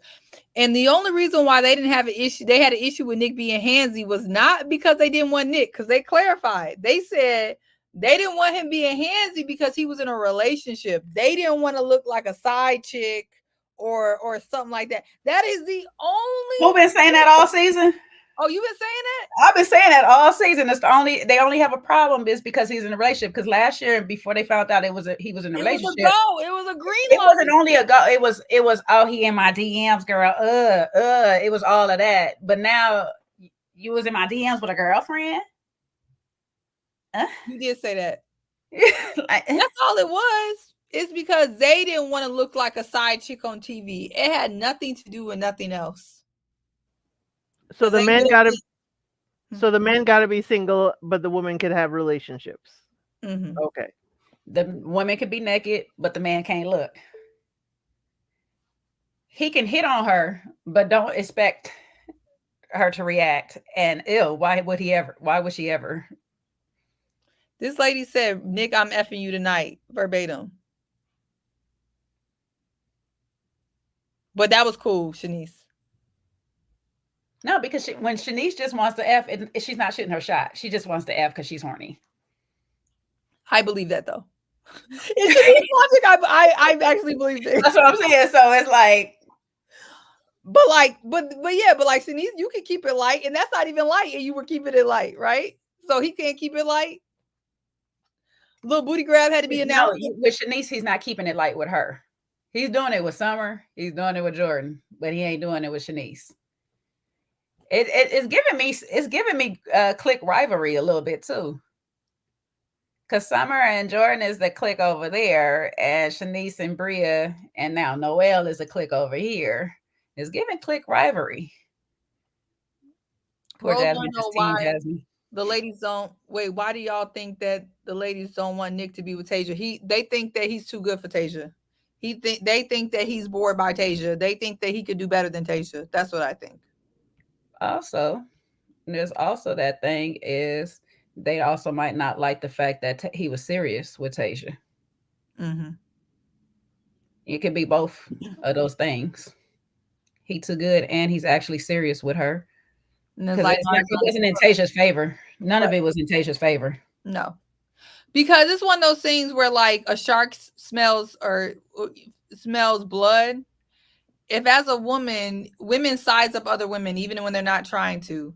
So they were sizing up Tasia from the moment that Nick went on the show last year and embarrassed her. That's why we say to men, do not embarrass me, because there's no coming back from it. When he embarrassed her last year and pretend like he didn't have a girlfriend, they were sizing her up. She already wasn't good enough. She would have had to been a straight baddie, something. Not saying Tasia wasn't pretty, because she stepped her game up this year. But she would have had to be something where they were just like, no, like you tripping. But they really weren't that impressed. They probably were bored with her. And they probably felt like he don't want her. So why he with her? It was one of those things. It's like, he don't want her. Why he with her? And in another life, I want to be with him. So that's what I think it is. He embarrassed her. He set her up for failure last year. So. And oddly enough, we do that to each other. We hate on people that we think is less than. And I say that as we, but I really don't be getting it. Because I I'm not about to be hating on you. I really ain't about to be hating on anybody. Either you less than or bigger than. I'm in my own lane. I'm not thinking about what you got going on. What you got going on is what for you. I don't know. It's weird. Also, it could be that, Nick knows how some of these ladies are, and it's just like, let me protect my relationship. Or it could be, I don't know how long they were together by that summer. I don't know how long. It doesn't seem like it was a whole year that they were together. Don't seem like it long in that one. From what I recall, it wasn't that long. They had just kind of got together just before. Yeah, and it's like maybe I they thought they were had together like 4 years in total. That's what I heard. So I don't know. I have it to go wasn't a back. But yeah. he I don't was think it never was a impressed brand new by her though. relationship. Yeah, no, I think some of this is on Nick though. We can't just. I mean, I Oh get no, I'm not whatever. saying it's not. Oh, this whole thing is Yeah. on Nick. He sets the tone. He Yeah. was never impressed by her, by his actions. And then when he came on this year trying to talk life into her, speak life into her, be impressed by her this year, everyone called cap. Because when he had the opportunity to be like a mirror and be whipped or impressed or in awe or whatever it was, he was none of those things. So when he tried to come this year and trying to act like, oh, he was so in love, no one believed it. No one believed it. And he still wasn't fully invested, because that marriage conversation when he, told her in the car, you should get on the Arrington phone plan. And then when she said, well, my last name isn't Arrington and we're not married. And, then when he was asked by production about his views on marriage, he hemmed and hawed. He didn't want to marry her, and as much as the ladies contributed, they didn't create something that wasn't already an issue, because Tasia got to see everything that played out on SummerHouse, and also she knows everything that plays out in their real relationship. So them DMs is popping. Anyway, but that's funny because then that would make what's his name, Nick and Natalie a little bit the same, because when they come to that and that aspect of getting married, because when they get to talk about marriage and stuff, they start giving some answers they got nothing to do. Oh, because Amir ain't got no money. But they did do a clip on TikTok where Natalie was talking about, I'm waiting for my ring. So I guess now she want to be married now, but who knows if Amir wants to be married now. But I do want to say 80 degrees. a lot of y'all ain't gonna like this, but this is the truth. A lot of these dudes like Nick they are bored at the end of the day by Tasia. They like a little bit of toxic. And when I say a little bit of toxic, I'm talking about me and Jay level toxic. Like, you could take us to the gala, but we gonna give you a little something, okay? That level, right? I ain't saying too far. Nick looked like he wanted a little sprinkle, a little sprinkle of toxic. Tasia's giving Huxtable, and he looks bored. He looks like he wants to be challenged by a Russell Tussle or two. Wait till you see who Nick ends up with next. It will not be a Tasia. He do want somebody who's going to run the marathons with him, match his fly, but she going to have a little bit of an edge to her. Tasia ain't got no edge. He's bored to death. So I do think, though, Encourage Inc., I do think Nick will be in a serious relationship. I actually really do. I just think that he has to be impressed. He has to be motivated. He has to be, I don't think he was ever, hell no, not a white woman. I don't think Nick wants a white woman. I don't. I could be wrong. I don't think he would mind somebody biracial, but since Nick likes to run, he may want a woman to give him a little bit of a chase. Something he can chase. Yes. Yeah. I think he wants a little bit of. Well, there's that pretty privilege on men's side too, and Nick he does have that. He does actually have that appeal or whatever, where women just throw themselves at it. And so I can see he wants somebody that is a little bit more of a challenge, that fits that runner lifestyle. Like, oh, okay, let me go ahead. This is a new goal to accomplish or whatnot. And if you can continuously be that moving post for Nick, He'll be there. He wants, and I do agree with you, C-Way. I think he does want a relationship. Tasia was practice. Tasia was good practice, a solid practice. If it was a good fallback practice, if he don't find that one in the meantime, it's a good fallback practice to get him started. And a dude who runs a marathon, there is a certain type of people who run marathons, these are very mentally strong and focused people. And athletes in general, right? Like Tasia just was not a challenge enough. Like people who at our particular age, not a particular age, but at our particular age, when you start running these marathons, you are looking at this stage in life for a challenge. And she just didn't seem challenging to me. And that was my opinion. Like she just seems like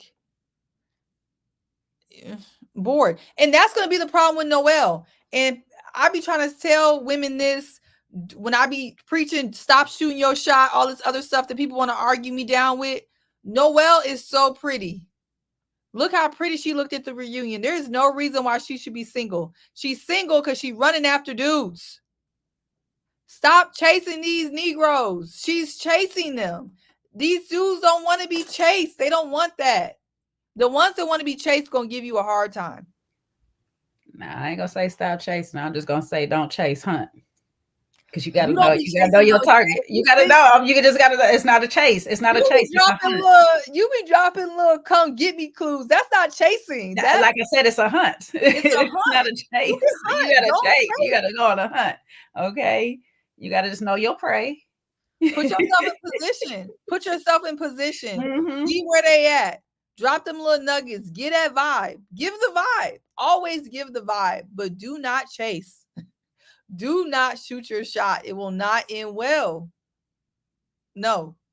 I don't care about it ending well in this one particular case, though. Andre 3000 ever gives me the shot to shoot mine. Oh, I'm going all in, baby. Airball and all. I don't give a damn.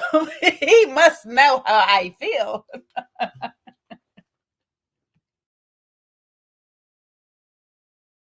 You're silly. Some people you can just charge it to the game. You like, I don't care if I take a L on the next day. If I get a W today and I take a L tomorrow, it was all okay. Just being able to say what I got to say. That's a win for me. I've been loving this man for too long. He must know how I feel. Then you cool with it. As long as you know. As long as you know. Now pray he don't give me the pass me the ball, child. I just hope I don't fumble. So I don't know what type of person Tasia need to be with. You know what Tasia need to be with? One of those like politician dudes who are trying to run for office, or one of those like pastor. She needs to be with somebody who really would appreciate her clean cut, classy aesthetic. I think Nick looks like he's that guy, but he's not that guy. Like she's the type of person who, like, if I wanted to set you up with someone who like does philanthropy, or like somebody who just needs like maybe a corporate dude, Elsie, but a corporate dude that's cool with the chill vibe. Like Nick is a walking enigma, who people think on the outside he's a little bit more corny because he like his little Alfonso outfits, and he like his little whatever, but Nick got a little spice to him. He want a little spice. That's his alter ego. That's the problem. He need a little something else.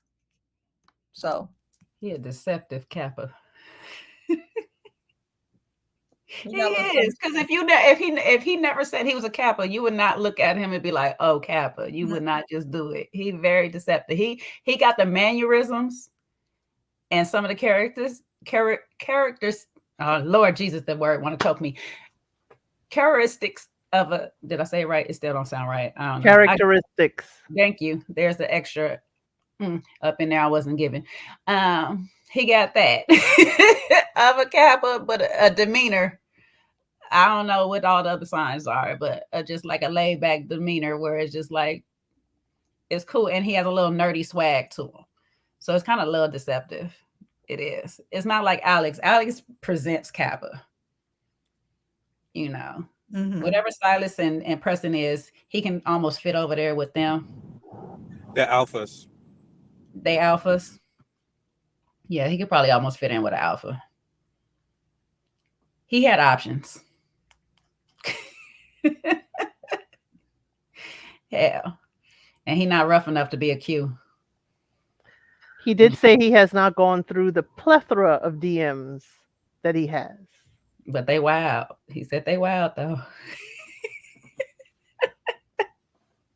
I promise y'all I'm not in them DMs. It's not me this time. I'm curious. I just want to read the DMs with Nick. What is y'all saying?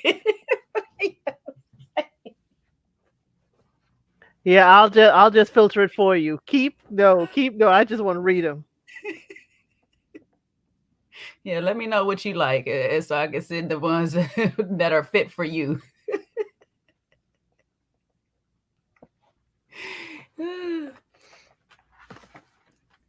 Oh yeah, Jay Blake say he fit perfectly as a Kappa. Okay, I ain't mad. He got the undertone of a definitely of one. The way he was popping off on them girls, he was definitely giving one. He be shading over their head sometimes too. I be loving it. Oh no, well, I know you just want to insert yourself in some things. I said, oh, I don't do her like that. Though she does. She do.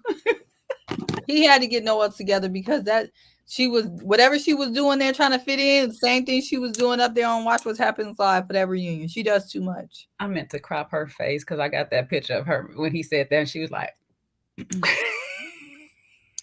He didn't want to get got together. She had to get together because she didn't have nothing to do with it. It was a girls' conversation. Because none of y'all said nothing to Natalie's messy behind when she was standing there. Because her messy butt told you. Said, I don't want to. Bria did say I don't want to have nothing to do with this in that moment. I do remember Bria saying that. But Bria as far as them, if you didn't want to have nothing to do with it, you shouldn't have said nothing in front of her. I'd have looked at my girl as soon as they started talking like, let's change cut. Let's change it. Change it. We don't know. Amir's just concerned with who mad at him and who's not. As long as they're not mad at him, he fine. Or his girl. Don't forget that. His bodyguard. As long as they're not mad at the bodyguard, he good too. Amir is a sad case, y'all. He's a sad case. I feel bad for him. We here. We can talk about him. He's being manipulated. Well, no. He's being a user. Let me be clear. He's not a victim. Amir is being a user, so he's going out sad.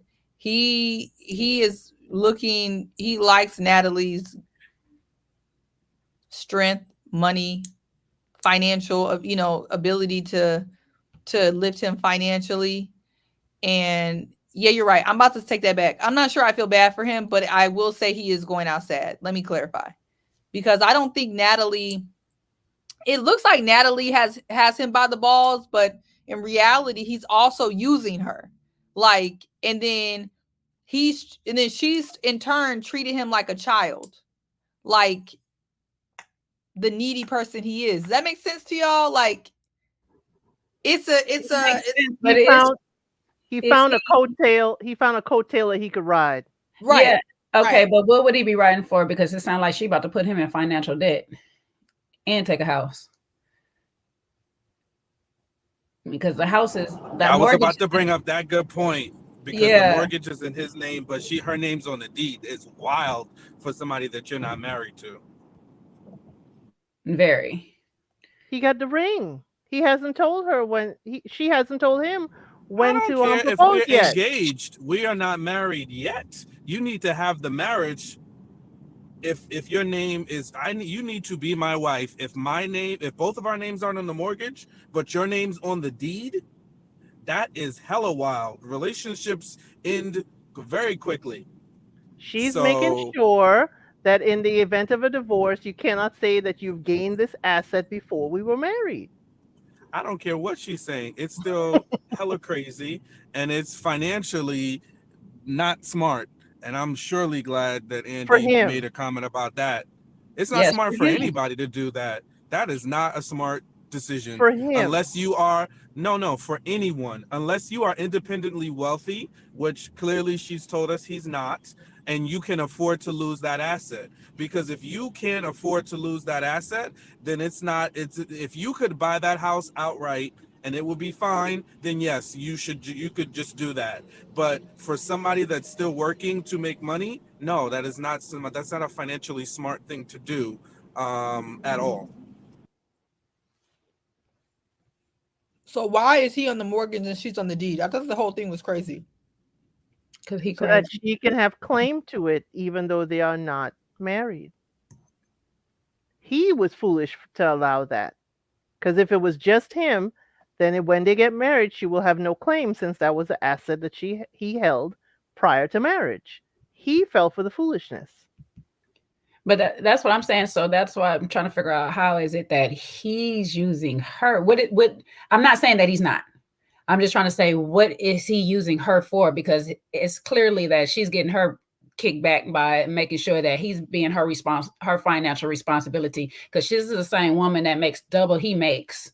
It seems like he needed her for guidance and to figure out how to do this real estate stuff. Like she's putting him on to different real estate deals. And I wonder if he's on the mortgage, but she's paying more of it because she makes more.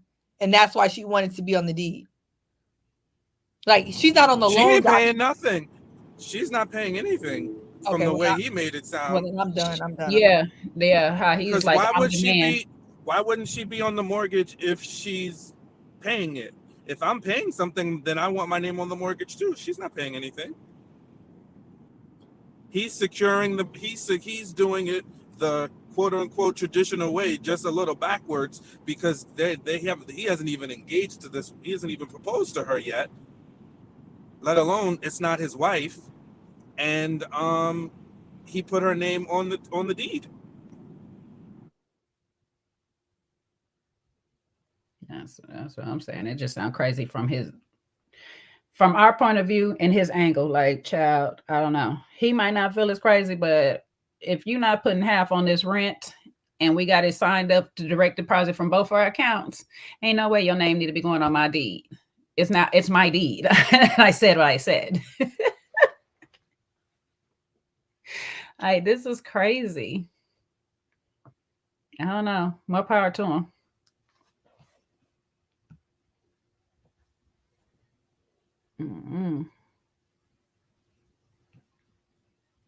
That's his girl. He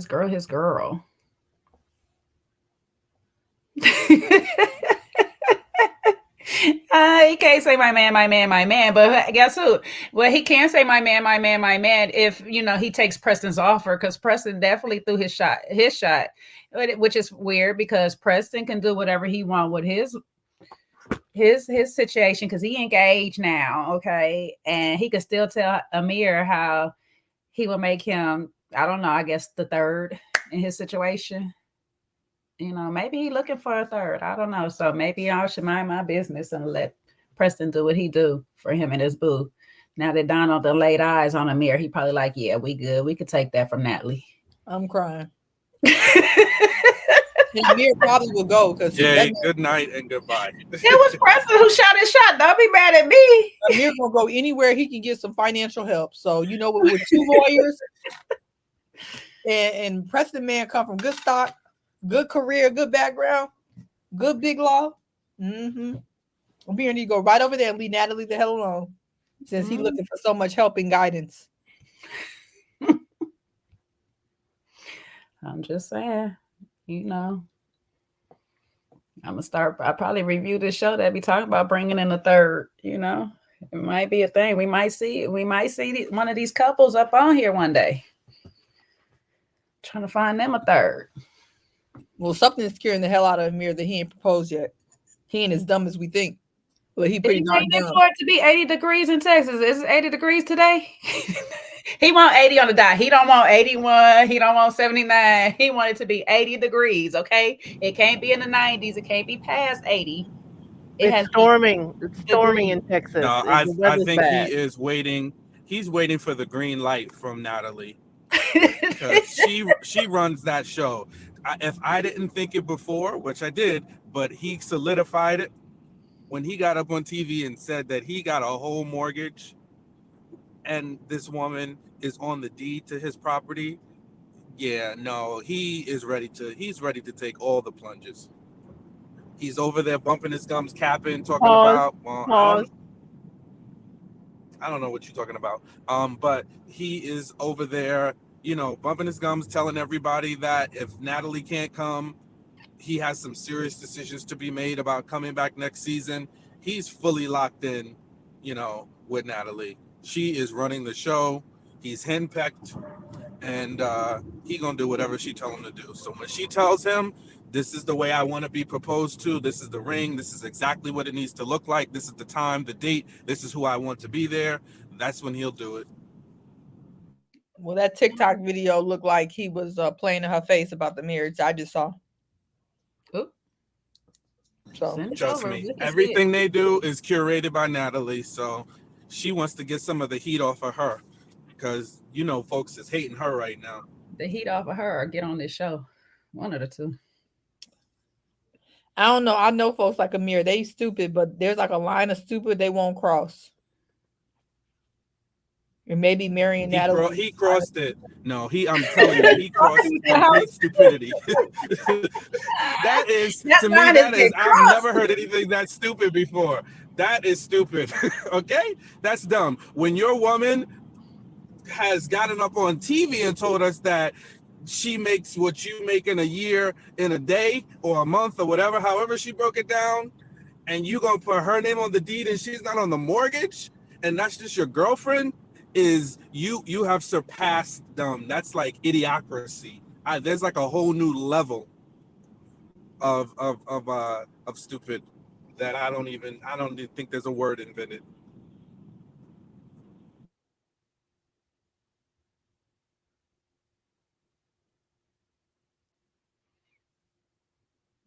No, any other thoughts on Amir?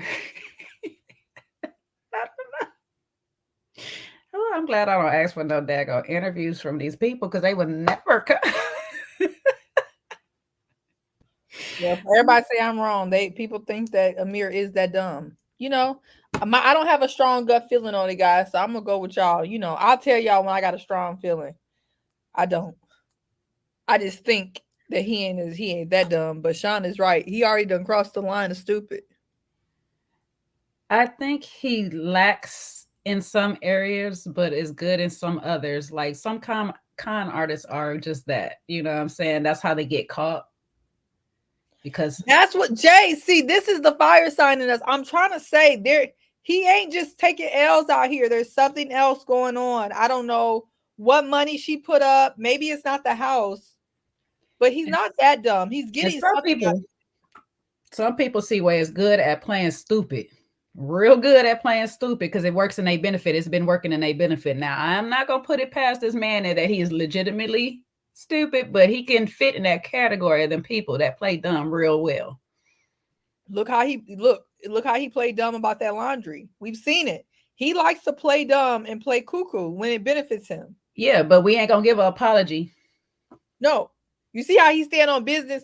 That's the thing. I know people like Amir. They play stupid when it's beneficial, but they stand on business about what they want to stand on business. He was unwavering when it came to that apology. And I just don't feel like he gonna propose to Natalie whether she wants him to or not. I just feel like that's a line he gonna stand on business. Now, why the house he wants to stand on business? I don't know. Now, part of me feel there's a benefit to Natalie that he will marry her. I don't know what the benefit is, but there's something there. Him. It's gonna have to keep benefiting him. I definitely think he benefits. He benefits by access to her. Because of he elevates her, so she's definitely a preference in his eyes. And also career-wise, he may be thinking, oh well, if I do X, then being with her long enough is going to put me in position to catapult my career and make even more money in the luxury real estate market. So I'm sure there's something he's getting out of it. It still don't mean the decision's not stupid, and I think it still doesn't mean that this man is dragged around by the balls by this woman. And when the whole world can see it and you still putting your piece of cake up around for it, yeah, that just is not a good look. It's not a recipe for long-term success. So I think he may stick in with it for a little bit. He might get tired, especially because there'll be other people that is gonna, get in his DMs and be willing to tolerate him and his, whatever he got going on because of the fame. But that's the thing, Sean. I was paying close attention to his responses. He didn't seem like a person that was unaware or was really disagreeing with anything that anybody said. He seemed like a man that was lacking integrity, and his balls were cut off because he's willing to allow all types of disrespect for his end goal. That's what I read. He did not just seem blindly in love. He seemed like a man that was like, I hear y'all. Okay. I hear y'all. But I'm going to be here though. That's what he gave. I don't know if y'all caught the part where he said, when they was asking him about how she said what she said about the engagement, she went into real estate and all that stuff, and he was like, well, we kind of like he hinted at they had an arrangement that one of us was going to say one thing if the other. He was like, I'd have did the same thing if she would have started off with talking about marriage or some stuff. I would have talked about finances and all this stuff like that. I was like, what are you talking about? I don't know if y'all caught that, and I was trying to figure out if it made sense, if he playing around or not. I don't know what their agenda is outside of trying to get her on this show. I don't understand why she wouldn't want to be on this show if you're a big time real estate. Outside of publicity and clout, I didn't understand why they didn't ask. It's a lot of things I didn't understand in this episode, as you can clearly see. But I also didn't understand why they didn't ask him about Natalie chasing for clout, because that's what it's really giving. Y'all asked about Simon? They didn't ask. Oh, yeah, they didn't.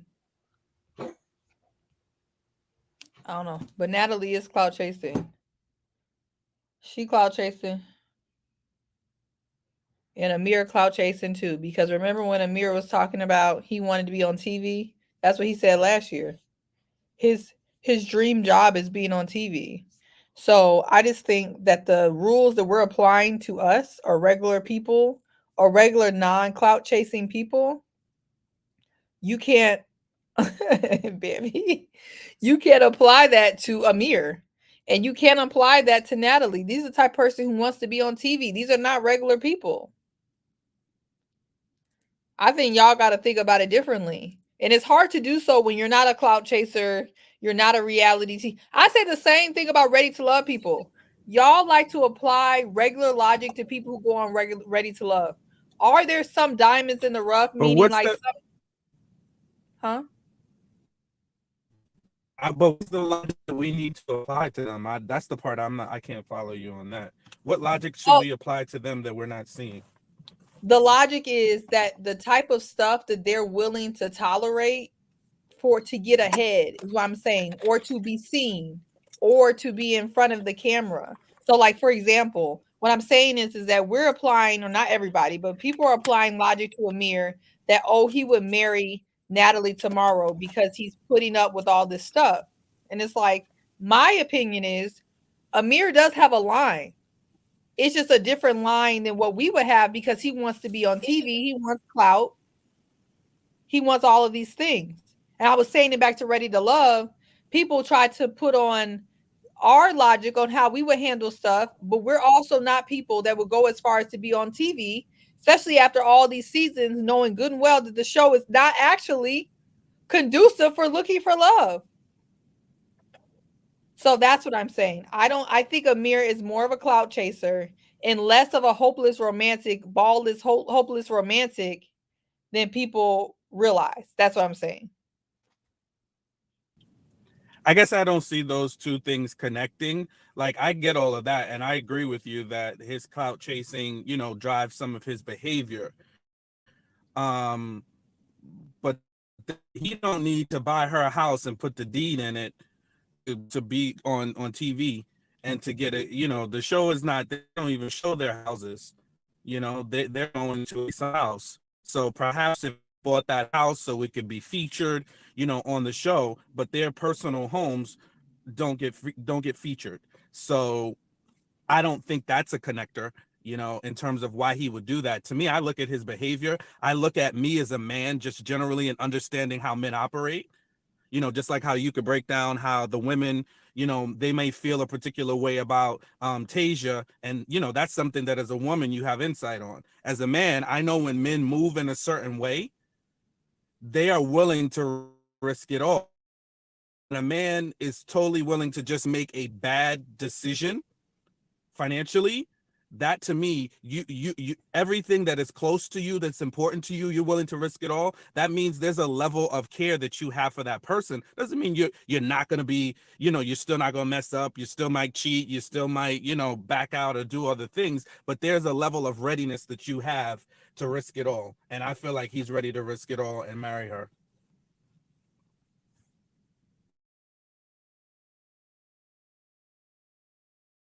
He definitely willing to risk that mortgage. I don't know. He crazy for that. But to each his own. Good luck to him.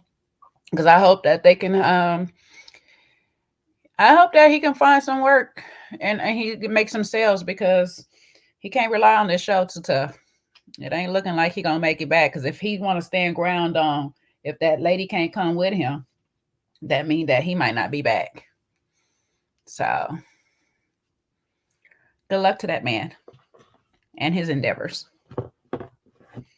Any other thoughts on Amir before we shift it a bit? I don't know. I'm trying to think if we got anything else. As the Southern folks would say, bless his heart.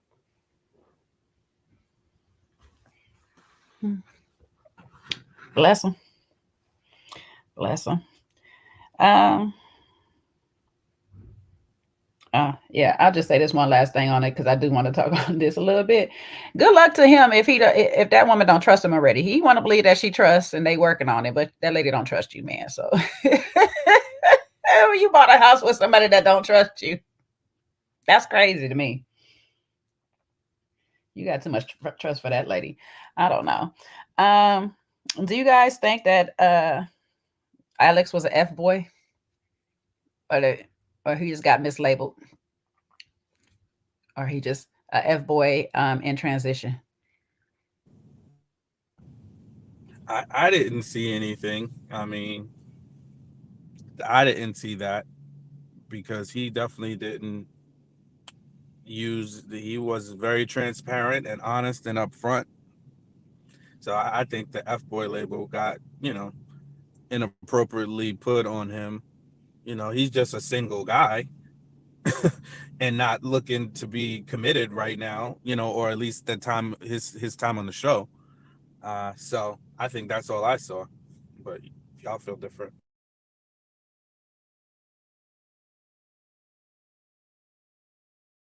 Ladies, from your perspective, F-boy?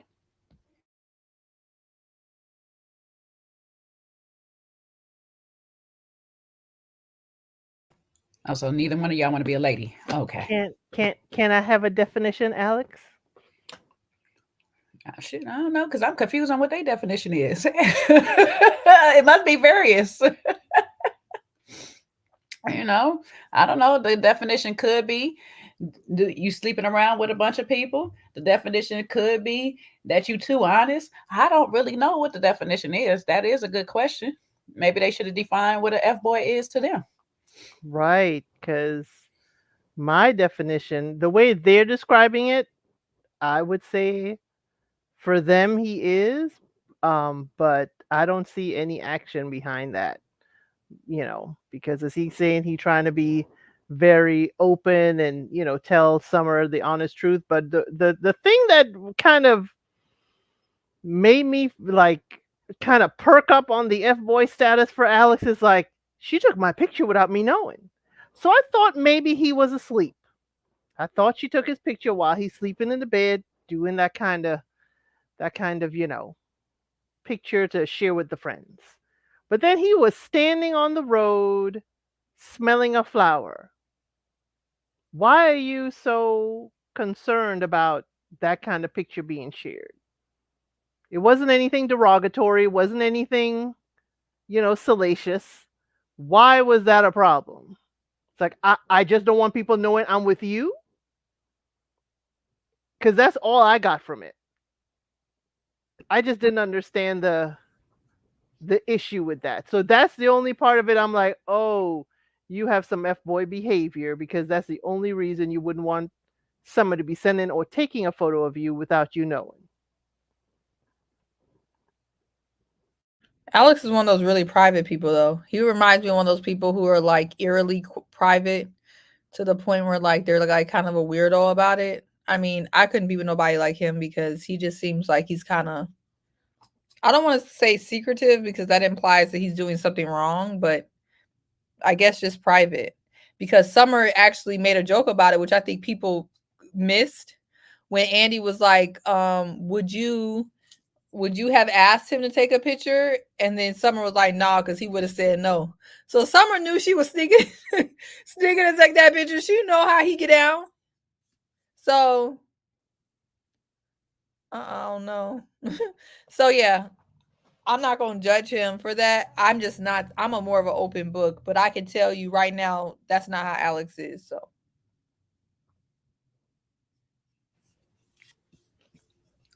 Private doesn't negate you for being an F-boy.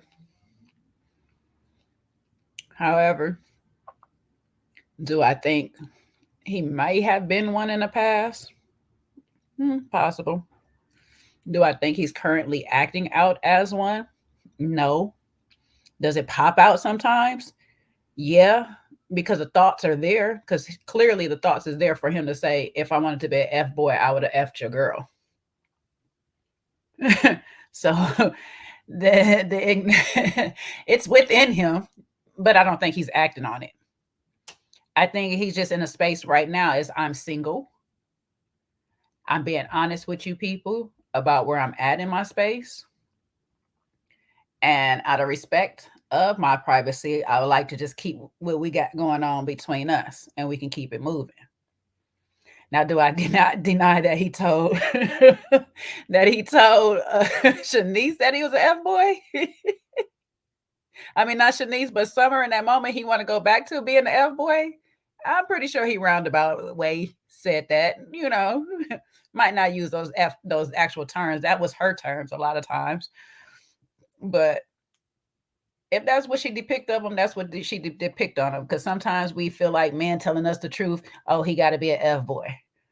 He out here doing him and he won't settle down with me. He's an F-boy. That doesn't make him an F-boy. It just makes him single. And you're not his last stop.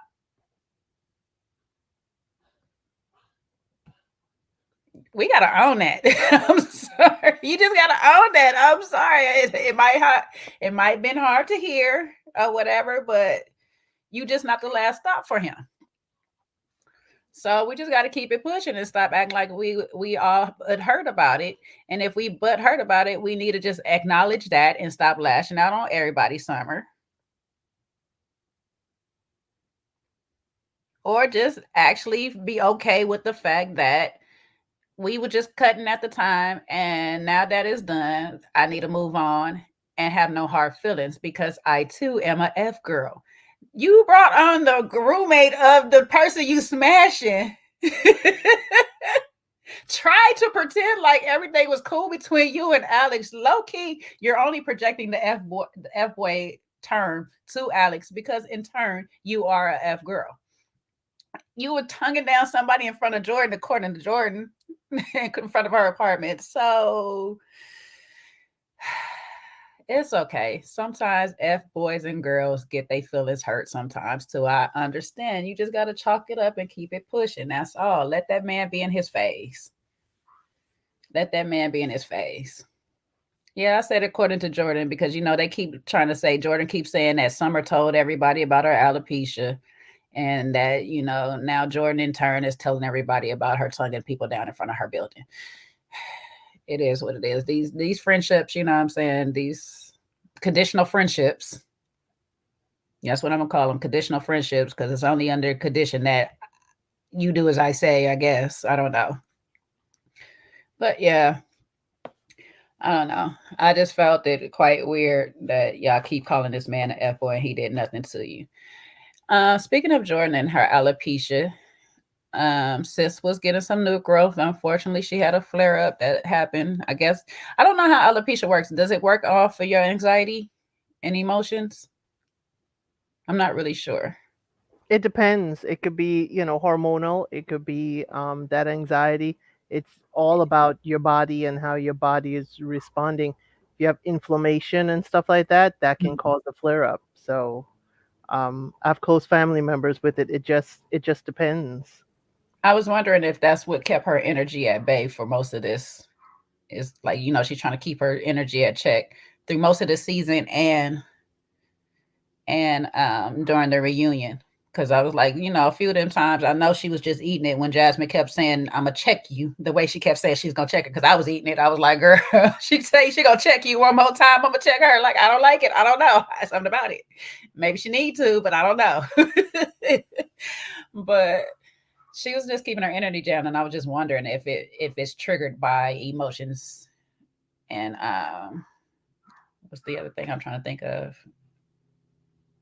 Like, well, yeah, hormones and emotions, but those change and stuff. So I don't know, but hopefully by now it's growing back. I don't know. She said she had to take some pills or take some medication, and hopefully it's helping her out right now. So kudos to her. No, it's not easy, but I wonder if she was wearing that wig like off of her hairline that she's supposed to be sponsoring with. It'd have been nice. She should have plugged it if that was hers, because it was cute. I liked it. Her makeup was cute. I don't know about the outfit though, child. If anybody was gonna be worst dressed, there was a few competed for worst dress, in my opinion, on here. But I was thinking to myself, Elsie, I know we was talking about Preston's outfit was a bit wrinkled. I wonder if they made an and Alex pants. So I wonder if they made them take pictures afterwards. I was wondering that. I don't know. It'd be weird, but I wouldn't doubt it that they did a last minute, let's get some pictures in. I wouldn't put it past places sometimes. And also on a side note, I don't like seeing ankles and I don't like seeing bellies. So Preston, sweetie, we're going to have to work on that set. We're going to have to work on that set, baby. I don't know. Don't body shame him, Jay. I'm not body shaming them. Working on that what? That's it? That's it. Yeah. I'm sorry. I'm the same way with my own sit. If y'all catch me, if y'all really catch me, y'all catch me looking down every 5 seconds and stuff like that. Jay, you have one of the flattest stomachs. So because I'm constantly sucking it in. Okay. Like, all right. I'm not going to do this with you. Working on that posture? Yes. I'm weak. I am screaming in my head. I'm sorry. It was just, I know that was bothering me because you know who she pulled? You know who she pulled? Brittany, my best friend Brittany. That's how my friend be like, oh honey, sweetie, you need to work on that that posture, work on that sit, please. Like, you say so bogus. You said it so politely. No, it's just if you're gonna keep giving me a peep show. It's not that it's bulging through the clothes or anything like that. That's fine. But I'm literally seeing your belly button. I'm just sorry. It's just certain things that anybody big in a pink suit though, it ain't never gonna work. There was no way he was gonna pull that out, to be honest. And satin was the issue. Satin. Come on now. Like there was no, I'm not even gonna criticize it because there was nothing he could do to make that right. A big pink satin suit? No. That was destined to fail from the moment he took that off the hanger. So I'll just leave it there.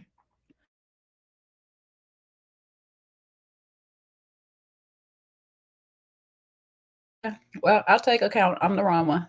I shouldn't be so picky. That's all. That's my fault.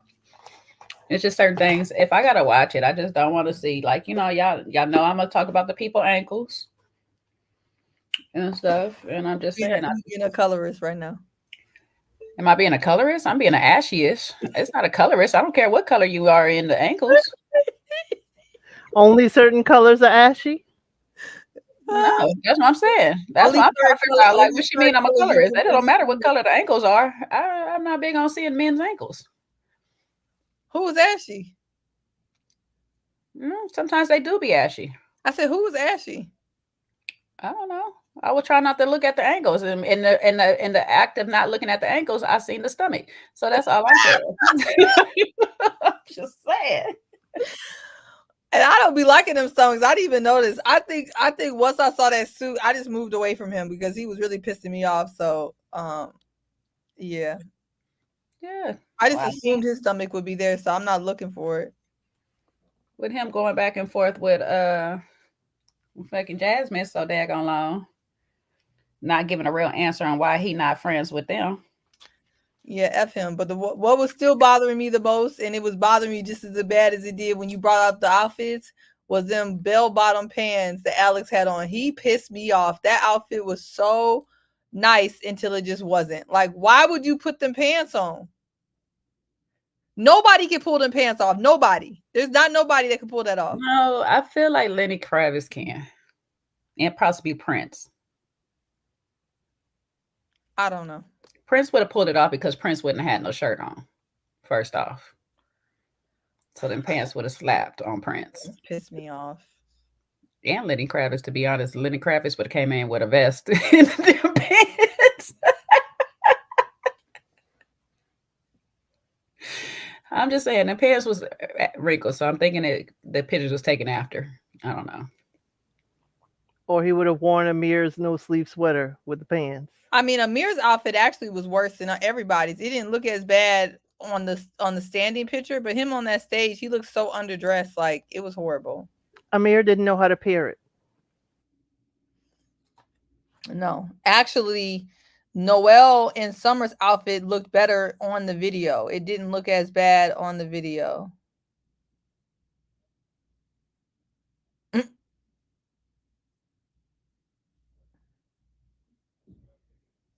Lord have mercy. Okay, we'd have been here too long. Now I'm just cutting up. We just having family talk. I can't believe that all of y'all is still in here.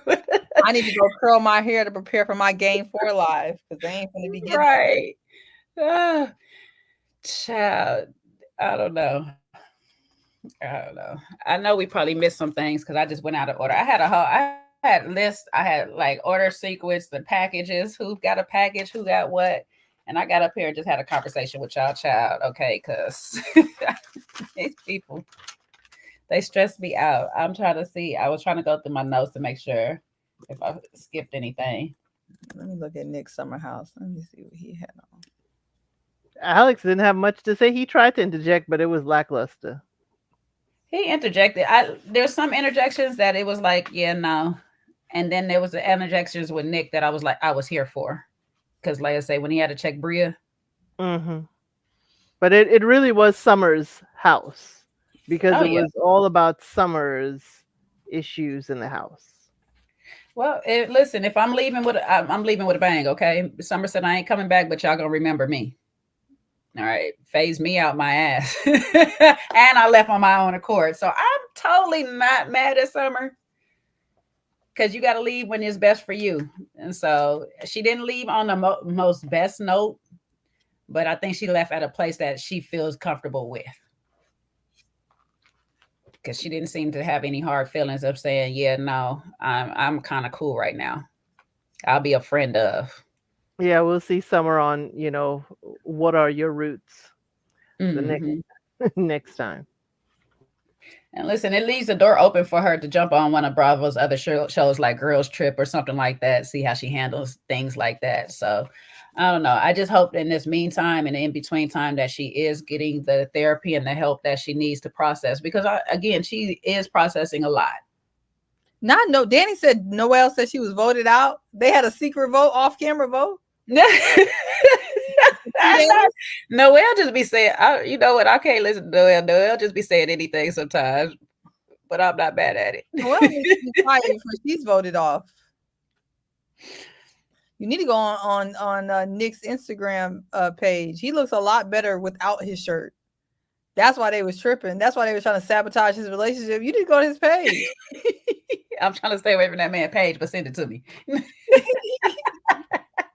His little running photos is the reason why they were sabotaging his little relationship. That's what happened. Little bitty shorts he be wearing, the lip toe shorts. Shout out to Miss Nisha. He need to stop with them little sweaters. He need to go a different. He need to start wearing wife beaters. That'll change the game. The way he was up in that one. Exactly. Yeah. We got a question. Who else do y'all think should leave? Well, who's the first person? Back? Yeah, who the first person who should? Summer. I guess Summer would be the first person. No, Summer should stay. I don't want to see Shanice no more. I'm over her. Shanice and Amir need to go. Yeah, Shanice and Yeah. Amir, honestly, don't ever have to come back. For real, for real. Who I demand to stay, Alex. As long as he doesn't sing anymore. Yeah, no, I don't say that. Alex, Nick for can come sure. back because he's single, only because he's single, because I was about to boo him too. Nick can come back. Oh, Bria has to come back. Ain't no show without Bria. I'm sorry. I Yeah. don't care how agitated she is. Bria got to come back. Milo, Jasmine. No, I don't. Jasmine, I don't want baby SummerHouse. No, the baby can't come. Well, how is she going to be You know separated what? from her baby for 2 weeks? Hear me out. Hear me out. Hear me out. And it's gonna sound bad because it's already bad that none of these people voted for him on this show. But I would like to see Jasmine without baby, without Silas, because there's a Jasmine that we are not getting that these people Yeah, know. like new mom, but no man, no baby. The baby can stay with Silas, LC. We don't need him. He don't need to come back. How are you telling a woman to leave her baby for 2 weeks in the first year? Well, then she can't come back, but that's on her. But I'm saying I would like to see her back. I would like to see her without.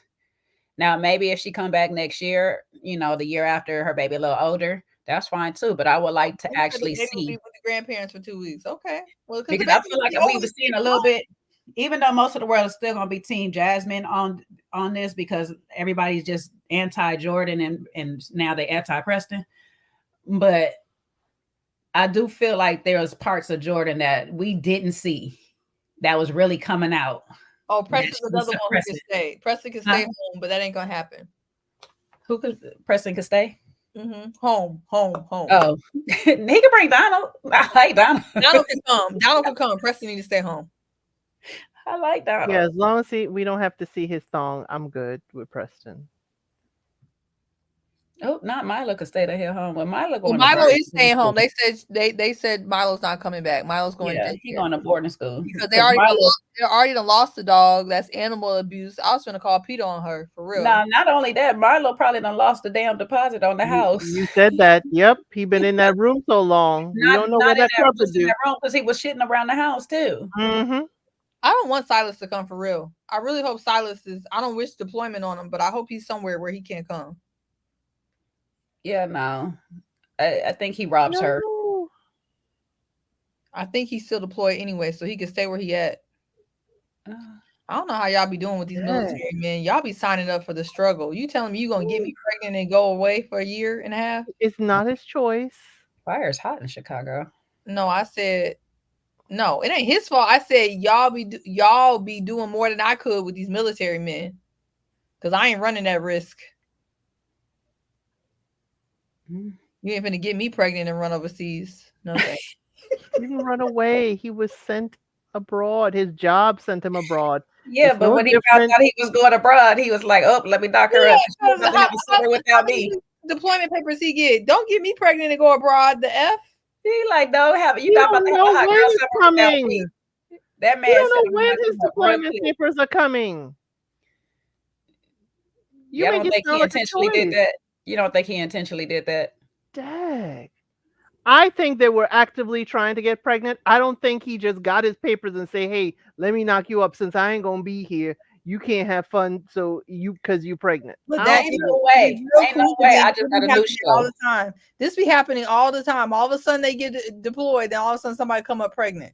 That and ain't no way. I just got a new show, and you gonna sit here and just try to knock me up. We intentionally trying to make a baby. I just got a new show about having fun with friends. And now I'm intentionally trying to have a baby. Now I'm somebody mama. Well, that's on Jasmine too. She a big dummy for that, because I would have had to been married a good 3 years before you get me pregnant and get deployed overseas. So I ain't gonna put that on Silas. I ain't gonna put it on him. At least she's married. Several people getting pregnant for military men and they ain't even have the benefit of being their spouse. Okay. Well, that's just true. But they still get the benefits when they get that baby. So I don't know. I don't know what to tell you. The benefits still have to come in. Jasmine living her life on skates. She need to slow down. She done got married. 5 seconds later, she done got pregnant, and then he over there, and she pregnant whole time by herself. Maybe she can have SummerHouse Italy and go where he's start a new SummerHouse. Yeah. Okay. I mean, I'm here for it. I'm here Slow for it. down. I mean, she's not wanted at this summer house, so she might as well go make some new friends and hopefully they don't bother. Easy to live her life. It'd be different if they knew each other for 5-7 years before they got married. You already sped. You also was Speedy Gonzalez down to the courthouse. Then you I Speedy think it was Gonzalez down to the baby. 3 years they knew each other. They got married in 22. Mm. And they said it was 3 years they knew each other. Next question. Which season do you guys like better? Miss Pretty Amazing said she liked the first. I think the first. But this one was good. Yeah, just sometimes it's the first because we're just getting to learn everybody. We don't know these people. You know, we don't know what to expect from them. So it's every new turn. I But can't yeah, bad though. It was good. no, it was definitely a good season. Definitely a good season. It's Nice worthy. follow up. Yeah, it's worthy of at least 2 more seasons and definitely, you know, a 2-part reunion. Mm-hmm. Oh, they like the idea of SummerHouse Italy, and they said Bria can go. I mean, Bria's her close yeah. Bria's definitely our close friend, and then look, Bria can have Simon on because then they could be the Yes. first couple because Simon can get his shine and whatnot. SummerHouse Germany. Simon would definitely host it. Hell yeah, Simon. What we could be seeing Simon cut up every week. We just go. It'd be an outfit every week with Simon, child. a different animal outfit. Lord Jesus. No. Did we say Jordan to stay? She can stay. Jordan can Yeah, stay. she could stay. I think if she stays though, I do need her to clock in a little bit more. I think she's gonna clock in a little bit better now. I want to see it. Yeah, I need her to clock in just a little bit more. Because I mean, having a house DJ never hurts. Okay, having a house DJ never hurts. House DJ and house bartender never hurt. Never hurts at all, baby. So I think we just needed her to clock in just a little bit more. You know, it was easier for her to clock in first season because Amir was making her. He was chasing her everywhere. Right. He had her on the clock. And yeah, we definitely need to bring some new men. Some new men. I would say women, but we still, from even when we break off a lot of people, we still got a lot of women. Yeah, we need some new men, and we need men that the women are interested in. I like the salacious hookups. That's the mess I want to see in SummerHouse. Like Ready to Love Houston at the resort. Who's walking over to whose room? You know, that's what I want to see. That's hilarious. We're here for the salacious hookups, y'all. Yeah, even if you parade a few men in and the ladies get to choose, like these 3 men get to stay for the week and then you rotate out another set. Hey, I'm for that. Listen, I'm hoping that's what it do, Bree. I hope that she just said, I'm going to check you 11 times. We'll spark something in Jordan and be like, okay, let's check away then, heifer. Check away. You see if you can check me all summer long. Check me if you can. Child. Yes, more men. More men. Definitely. I don't know. I thought overall the season, what y'all thought? What's your opinions of the overall season? I thought it was good. I wish it was longer. So if you come away wishing the season was longer, I think it was good. Mm-hmm. Yeah, it was a good season. We got to see more dynamics of their relationships, and we definitely, liked the addition of Noelle, and it definitely gave that we do need some visitors. We need some weekend visitors, even if it's for 2-3 days to shake stuff up. But yeah, longer season. Yep, definitely. I agree. Longer season. I was disappointed with just the 9, but we are work in progress. It's a new show. So I hope that they do. And they are listening to us. We do want more. I would love more. I mean, and also we're gonna have to work on getting a longer reunion because some things do need to still be flushed out. I was just like I say, I know we didn't flush some of the stuff out tonight either, but there was a few things that need to be flushed out and they could have been worked on better.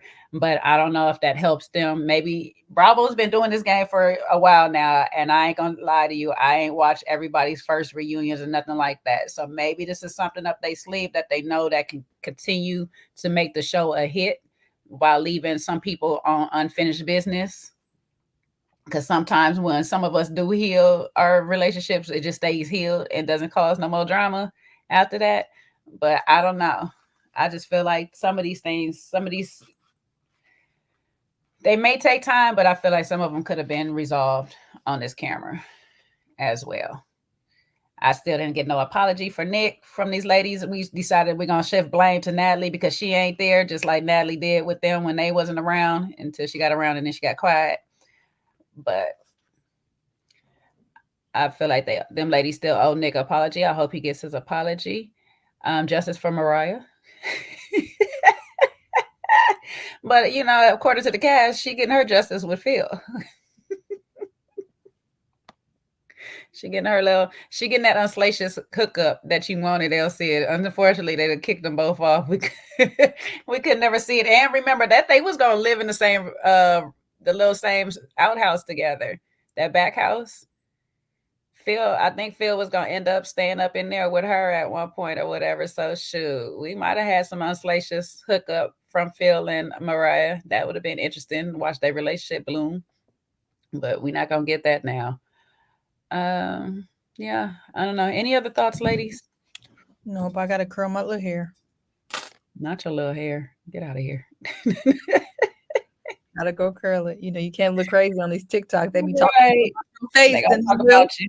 talk about me personally and not what I'm actually doing. Not the bunk beds. Y'all go away.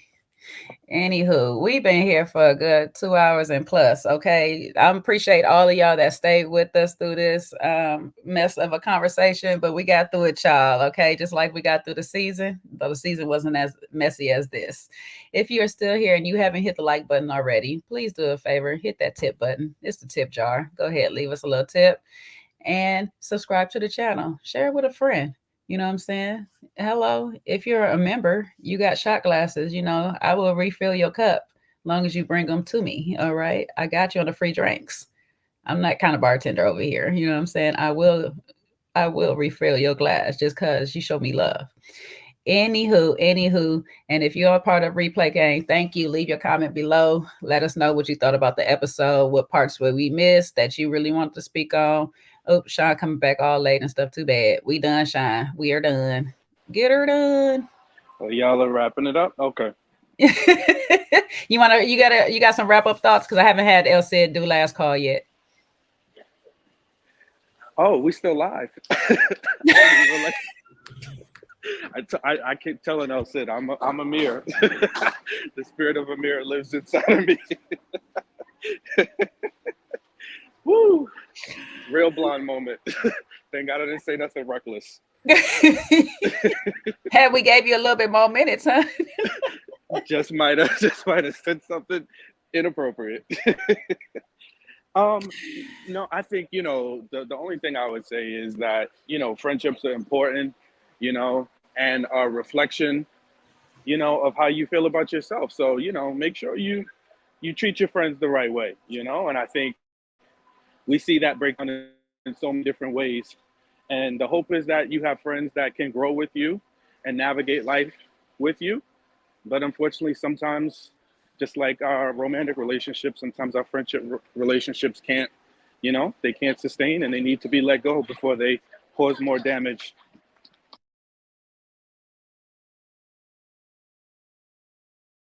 All right, El Cid, let's give last call. We gonna get up out of here. That sounded like a good wrap, Sean. But yeah, evaluate your friendships, especially if you need folks and they are not there when you need them. They can't put aside differences to really be there for you. Just evaluate and move accordingly. But one thing we got to do is we got to watch this show if it's got to come back. I checked the ratings. It is below 500,000. people watching it. It's just under the regular SummerHouse, so we got to boost their numbers in order for them to come back and get more, like we're saying. Okay? All right, we can't just complain. We got to do the damn thing. So let's get out there and get these numbers up. Let's watch the show. Watch the replay. Shoot, if you haven't caught the season, watch the season back. If you haven't caught the first season, go back and watch the first season. It's a very interesting show. I think it's very good. And guess what? Some of us like to have our friendships. We like to travel with our friends. Some of us don't want to have all this drama when we travel with our friends. So you might want to watch it so you can know how to avoid some of it. Okay. So you can have a good time, a good vacation. But what's a good vacation without a little drama? So you can have a little story to remember it by.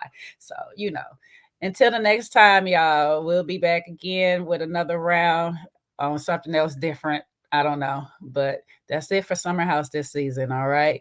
We'll see you again next time. Gonna love y'all and leave y'all. Y'all know, y'all behave. Okay. Just be good out in these streets, because I don't want y'all doing anything bad. Just let it go.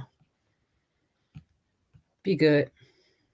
T-shirt, you done left fingerprints and all. You are so dumb. You are really dumb.